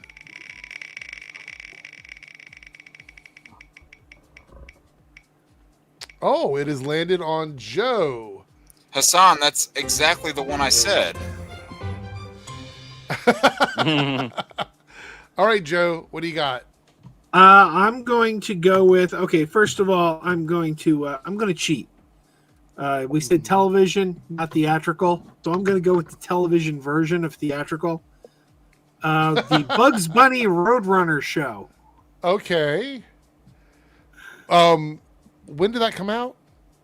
That was in the 70s and 80s. I was going to say that's an older Saturday one. morning staple, yeah. Yeah. But I mean, it was the TV packaging of those classic theatrical shorts, and yeah, I think they're the greatest cartoons ever made. So. Okay, well, fair enough. All right, with that being said, let's spin the wheel, see if somebody else can get a chance here. I don't think Darren even exists on the wheel. Mm. Oh, wait. Oh. You can't just wait till the end. You gotta give something. Yeah. No. It was almost there for you, Darren. Almost. You almost had it. All right, so I have a lot of different ones that I love. I'm probably going to go back to... Look at my list here. The OG G.I. Joe cartoons. Like from back in the day. I love that movie. The G.I. Joe movie with Cobra Law is like one of my favorite animated movies of all time. So I really enjoy those old school like G.I. Joe. The More You Know, like that kind of shit. I really enjoyed that. I know it's not great, it's cheesy, but I still love it, and it's in my list because of nostalgia. Of all the classic cartoons, the ones I had the biggest toy collection for, possibly only competing with Ninja Turtles, would be G.I. Joe. Yeah, they had some really cool ones. Destro, one of my favorite characters. The twins, love them. I actually had a as a kid I played with it till it was destroyed, but the unique Cobra Commander one, like the limited time one with like the whole head exposed and everything. I remember having this giant sea base that I would play with. It was fucking awesome. Yeah. All right. By the way, since you mentioned the movie, did you know that Big Lob and Pythona have action figures now? Really? I saw them in Target tonight. Oh, I'll have to go look for them. Look, Darren's finally up. So, Darren, what do you got? Alrighty. I purposely avoided all the ones I always talk about in here. Like I avoided the Ben 10, the Gravity Falls, the Phineas and Ferb, all those guys. I'm trying to find some I don't know if I've talked about on this channel yet. I'm on my first pick. I went with Infinity Train. This was a Cartoon Network series. This was a anthology series. If anyone's heard of it or has not seen it, I highly recommend it. The whole concept is that each season a kid or maybe multiple kids gets trapped in this train car, and each different train car is a different reality, a different world, and they have to find their way through each train car. And they have to either fix something about their life or find what's bothering them or what they need fixed in their life, and really complete themselves by the end of the season. And it's a really, really well done show. I highly recommend. It could have gone for 100 seasons. It only got 4 great seasons though. Infinity so highly Train. recommend it. All right. Very, very good. Infinity. All right. It could have. Yes. And beyond. Who is up next? Oh, it looks like it's going to be Bob. So, Bob, what is your next choice? I'm going to go newer here. And just because we talked about Star Trek, I'm going to go for my favorite Star Trek series. I'm going with Lower Decks. I knew you were absolutely going to go there. adore that series. The episode I feel like I return to all the time is Crisis Point 2. It's kind of it's a scathing, savage look at AI, but like it's hilarious. But like there's so much in that series I absolutely adore. Absolutely love it. Fantastic. Nothing negative to say. No bad episodes in my opinion. No man. All right. Good choice. Let's see who's up next. Spinning the wheel. Is it going to be Darren again? Oopsie. Nope. It's going to be Joe. All right, Joe. What do you got? First off, I do have to disagree. There's no bad episodes of Lower Decks. I do not like the peanut hamper centric episode. Oh my god, I love that one. That's one of my favorite episodes. That is one of my favorite episodes. I love it. It's so weird. Anyway, go She ahead. falls in love with Jeffrey Combs. It's great. I do love Jeffrey Combs. I spilled beer on him once. But anyway, I'm going to go with one of the childhood favorite. I love He-Man and the Masters of the Universe. Ooh. Filmation was great. I liked the Mike Young revival. I liked the Kevin Smith version. Didn't care for the Netflix one with the CGI, but yeah, He-Man and the Masters of the Universe. Okay. That's a good choice. All right, so here we got Darren still has 2 left. I have 2 left. Bob, Jake, and Joe all have 1 left. So let's see if Darren and I can answer again at any point. Oh no. No, is it me? Maybe? That's you. Okay. This one's really easy for me. It's not even an action show. It's more of just a really fucked up, weird comedy show, and that is Ren and Stimpy. I loved Ren and Stimpy. Now, there's 2 different versions. You have the one that was the OG one that was weird, but it wasn't like over the top sexual and disgusting or whatever. And then you have the late night one that came out later that was like very sexual innuendos and like just like even more weird than the original series. I like both of them, but I prefer the OG one, the one from the MTV back in the day. That's the one that I like. So, anybody else like Ren and Stimpy, or am I out on a limb on this one? Never seen it. Well, I watched it. I know it through cultural osmosis, and well, Yeah. Really? it's wild, but yeah. I used to watch it all the time. I thought it was so fun. All right, so here we go.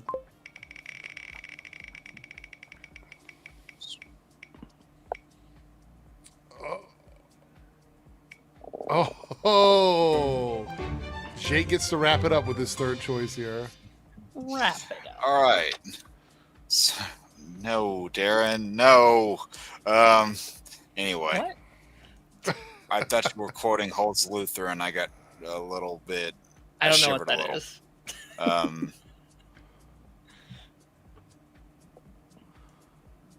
He froze again. Oh. Okay. We got this. We got. It's gonna be fun to see if this can work. What? Sorry, I guess something's wrong with my internet. So last one I'll say on here is a show from the mid-90s done by Bruce Timm and Paul Dini, and it's not the one everyone's thinking of. Because I was going to save that one for somebody else because, I'm nice like that. And instead, I'm going with Freakazoid. Absolutely loved that cartoon. Got a lot of my I guess you could say childhood one-liners from it, which my teachers definitely did not approve of. But just one that I rewatched constantly. It was always on Saturday mornings. We always would, like me and my siblings that were around there, we would just throw quotes at each other like over like a morning bowl of cereal at breakfast. It was kind of a pattern, if you want to call it. Are you back, Jake, or no? I guess not. I guess the answer to that is no. Okay, so we're gonna spin the wheel. Yep. Okay. I'm back. But did you guys hear what my third one was? Yeah. Yeah. Yes. Okay. All right. I think Jake. If you're gonna hear this like 10 seconds, I think you're lagging. So just so you know.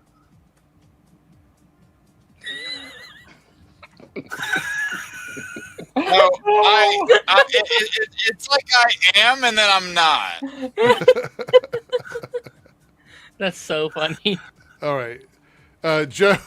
All right, I changed my mind last night. I had Batman Brave and the Bold as my third, but I decided no, I'm going to go more old school.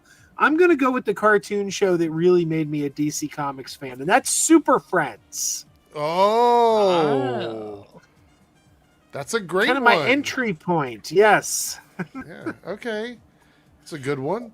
All right, Darren, you still have 2 on the board, and it's just me and Bob. So let's see if Darren's going to get to go between Bob and myself. Got a 50% shot of getting. Honestly, I hope that they save what both was the show last. that just got mentioned? Super Friends? Yep.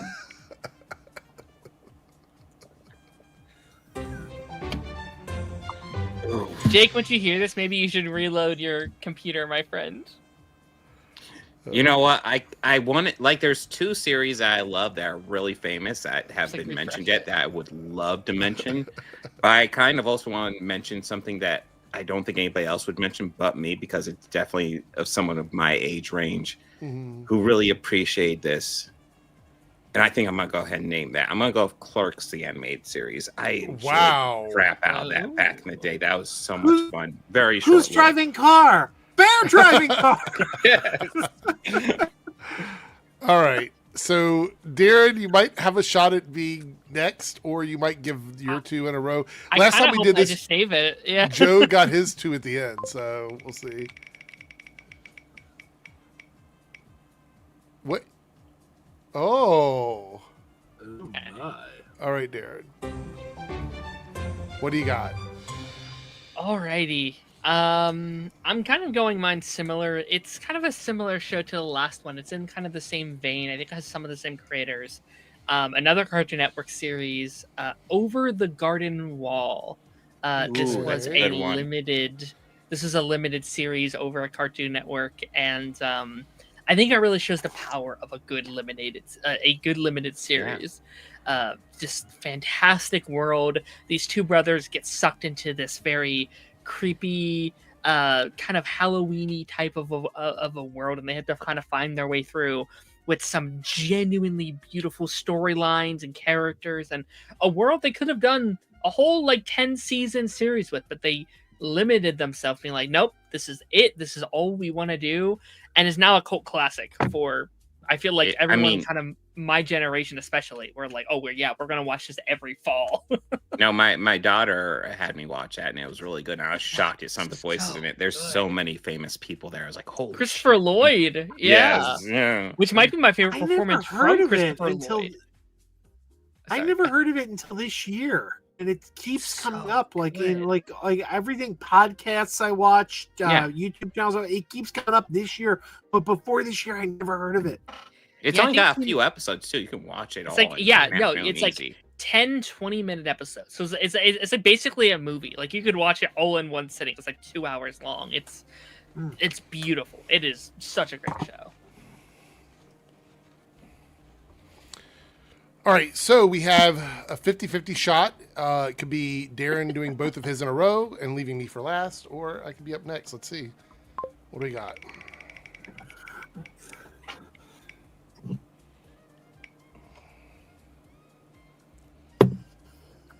All right, it's me. So that means Darren will go last. Let's go ahead and stop sharing this here. My final choice is a little cartoon called Spider-Man and His Amazing Friends. Nice. One of my favorite cartoons growing up. I remember just being so excited because Spider-Man was my individual favorite superhero, and the X-Men were my favorite superhero team. So I was getting all of that in that show together, because there is a very short, I believe, third season where it's only like 4 episodes long, and there's an X-Men storyline in there where Juggernaut attacks like the X-Mansion and Spider-Man's there. I don't know. I really enjoyed it. I thought it was really good. So that was my number one. I would probably rank that number one on my list, would be Spider-Man and His Amazing Friends. So, and Jake has returned somehow. Okay, yeah. So I heard, last one I heard was Super Friends, then I just heard Amazing Friends. Spider-Man Has Amazing Friends. Yep. Yeah. And now Darren is giving his last one. So, what do you got, Darren? Oh yeah. Okay. So yeah, I mean, a lot of my choices have been more of these like modern shows that have come out either within the last 10 years or so, mainly because these are just kind of things I've grown up on over the last couple of years. This one I watched about a year ago, maybe a year and a half ago at this point. It's a show that's still pretty relevant, at least within like the LGBTQ plus community. And that's Disney's The Owl House. Such a now when I watch with my daughter. It's such an incredible journey. Obviously, like I was drawn to it because I love Gravity Falls. I think that show's amazing. And you have like Dana Terrace, who had done work on Gravity Falls. She is married to I think it's Alex Hirsch, the creators of Gravity Falls. So I was like, okay, let's see this one out, and I actually like it more than Gravity Falls. I think it's such a beautiful little story and world that they created. It's such a fascinating world.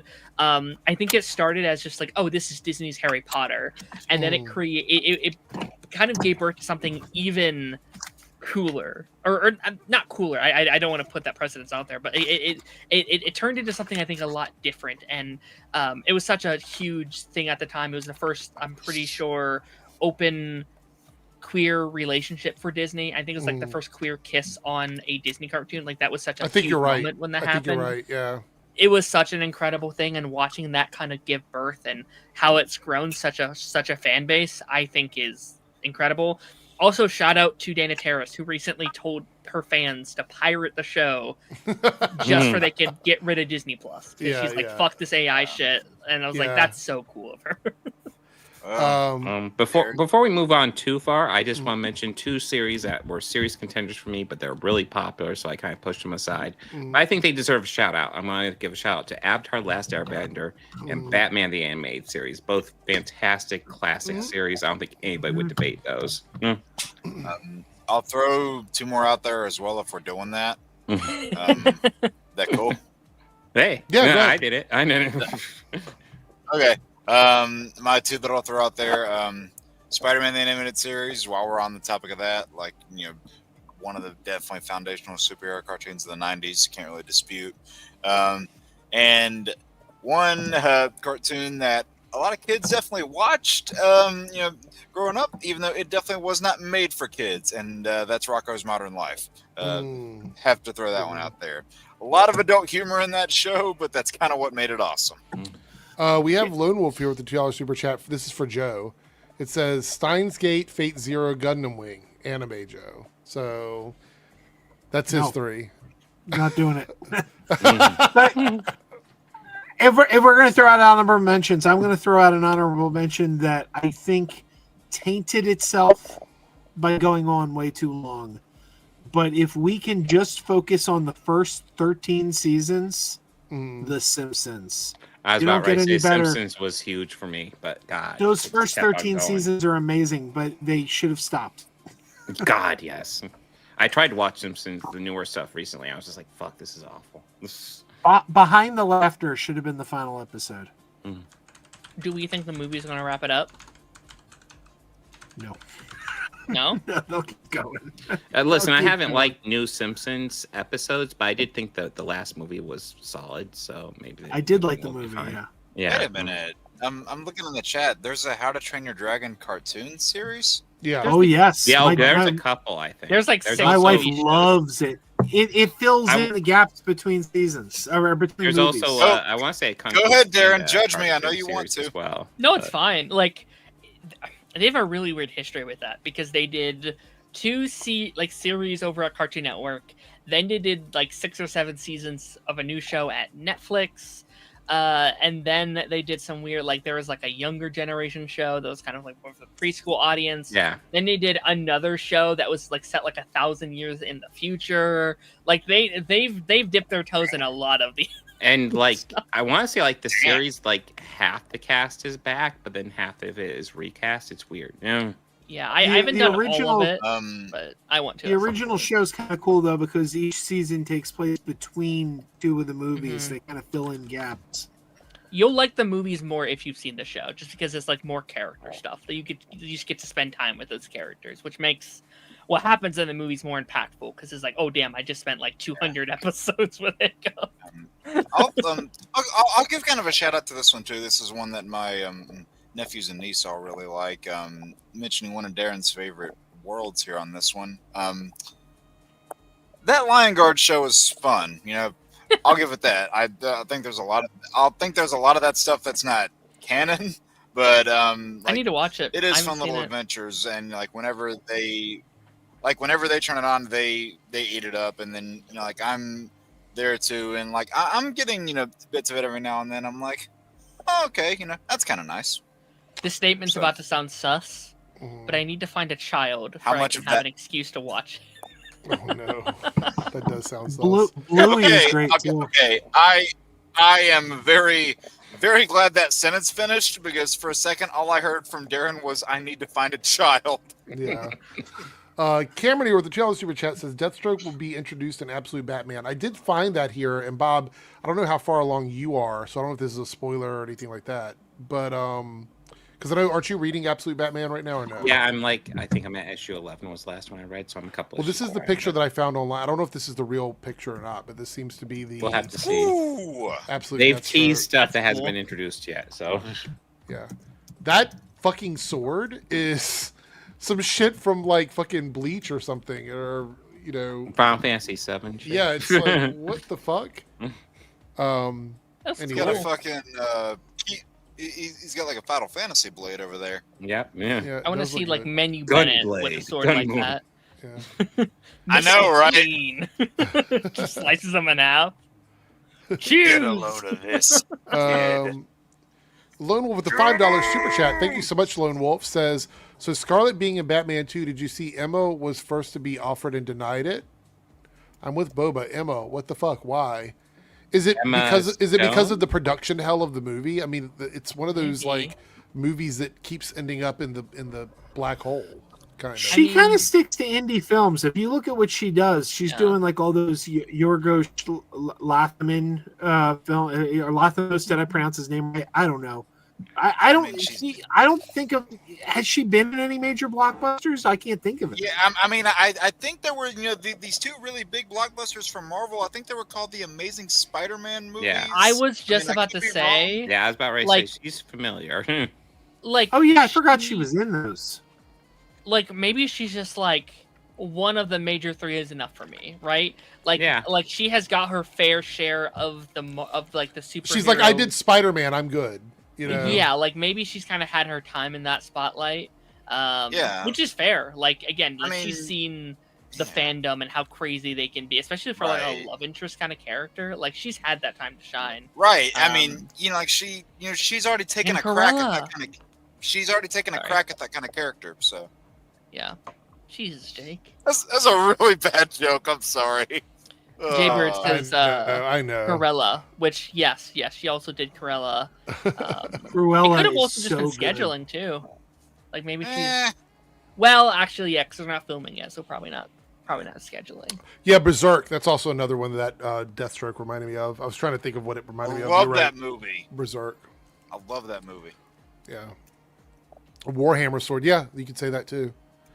All right, so let's see what everybody picked in the 2 rooms. We're going to head over to the reload or the debunk room first and see what you guys voted on. And you voted on, 42% of you voted that you want me to react to a new channel. So I have to go find someone to react to. There's plenty of them, so I'm sure I could find someone to make a video on.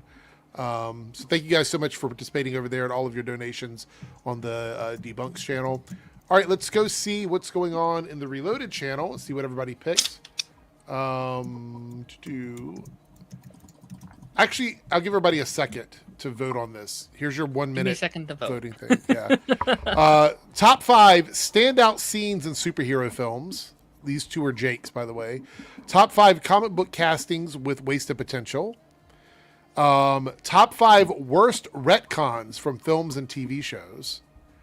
Or top 5 worst scenes in superhero films. Those are the choices. Everybody in the chat, we got 47 votes. If you would like to vote on that, go ahead and vote now. So, by the way, when I said standout in mine, I meant a standout best. So, yeah. That's fine. I wouldn't think of standout as bad. I think it kind of leads into good for me. Fair. Just making sure that was clear. Yeah, so that one's for best, like your favorite standout scenes. Which one of my options, Hassan? I put 2 of them in there. Yeah, the first 2 are Jake's. We tried them last stream and they didn't make it. Or I don't know if it was last stream. It was a stream before, maybe. They didn't make it. No, it was last stream. Was it? Okay. I had to fight. I had to fight a while for the Rotten Tomatoes one, and I'll fight for these 2. Let's see here. There's something in the private chat there. Oh, it's me suggesting a All possible right. judge to start with. Okay.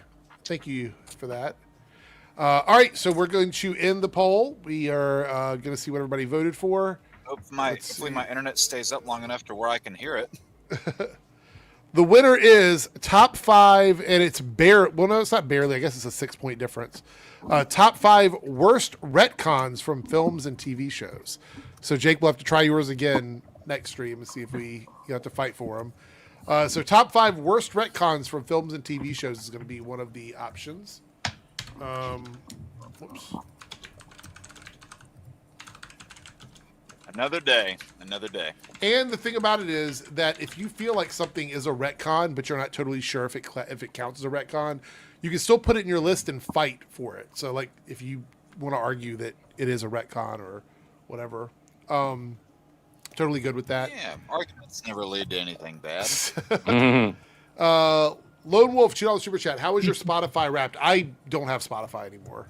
Yeah, I canceled it with the Joe Rogan thing, honestly. Yeah. I was like, yeah, I kind of agree. Well, I didn't realize this, but if you pay for YouTube Premium, you get YouTube Music. Yeah. So I downloaded the YouTube Music app, and I just moved all my Spotify playlist over to YouTube Music. So that's what I use for. Yeah. For I just have a massive personal collection. I'm always adding to it. So I will have a wrap-up list, but it has to actually wait till the end of the year. I think I told the story last year. But my Spotify, I mainly use YouTube as well, but my Spotify's always fucked at the end of the year because I will listen to I'll sleep to rainy background music and calming sleeping music. So my top 5 songs are always some weird rainy night in Chicago or something like that. It's always the lamest Spotify song. So I do have an app called Deezer. I don't know if you guys are familiar with Deezer. It's essentially like Spotify, Deezer. But I use it because it works with my DJ service, so it's part of a business thing for me or whatever. So this is not going to be right for me because this is music that I get requested at the club and stuff. So, oh wait, I don't want the music to play. So yeah, on Deezer, hold on, let me see. My Whitney Houston is not in my top 10 this year. Beyonce was. Keep in mind, these are all club requests, right? Let's see.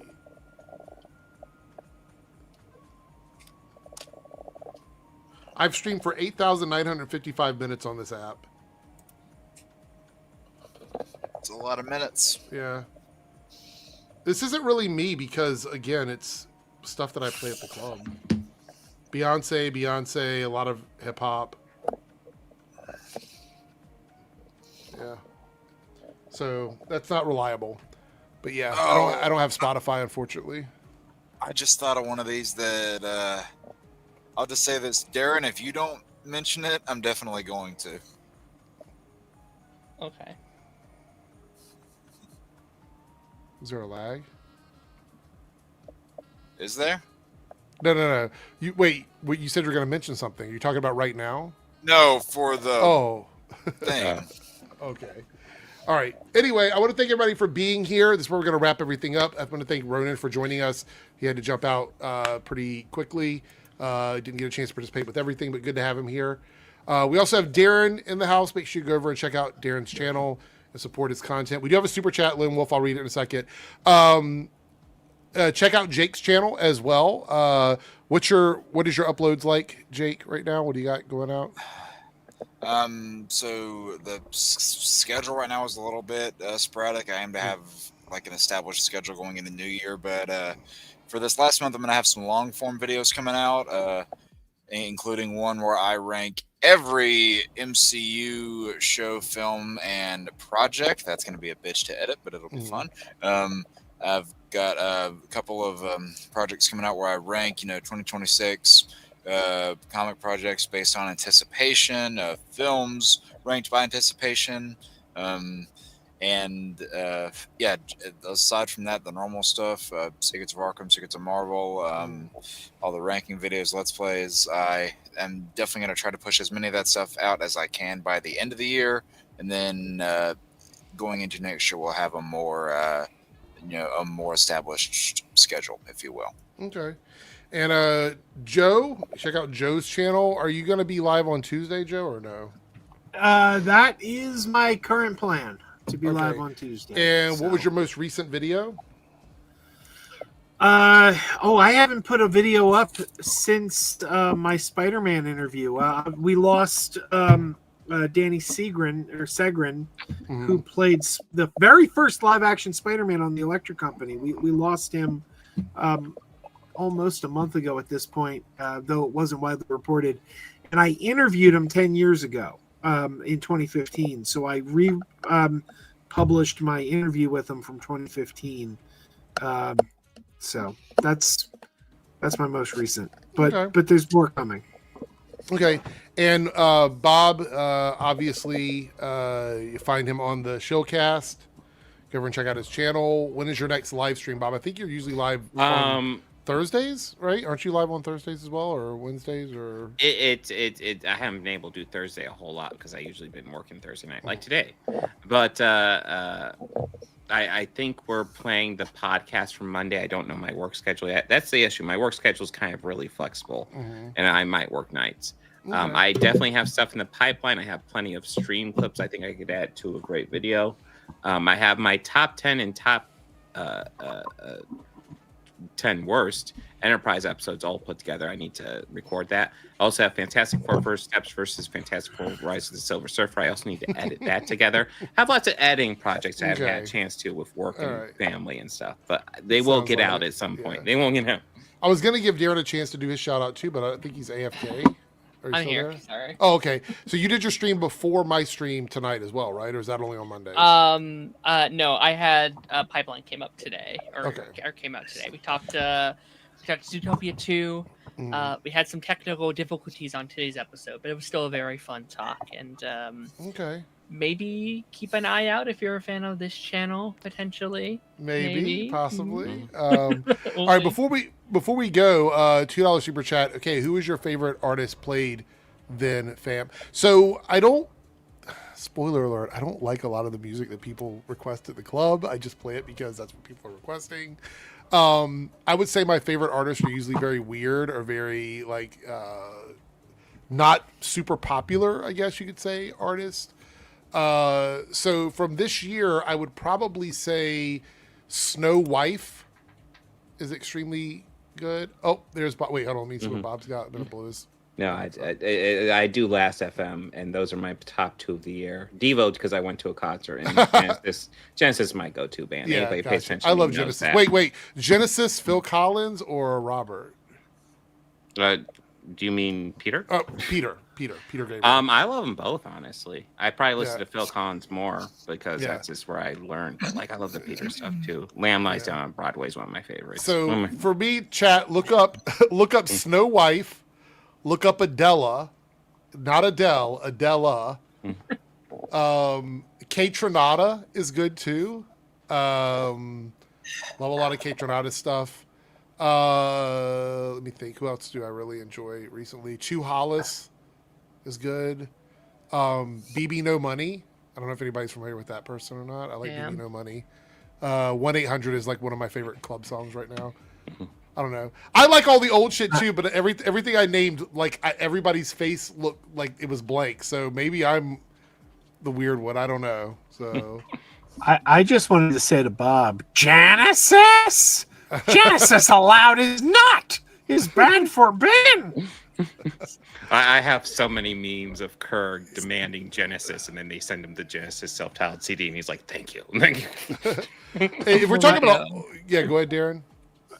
Go ahead and finish that, and then I'll say it. Go ahead. Okay, no, I was just gonna say that I do like a lot of old school music too. So if you guys want to ask me what I love from back in the day, it's a completely different list. Go ahead, Darren. I just have a question here. Why shouldn't you have ducks on your basketball team?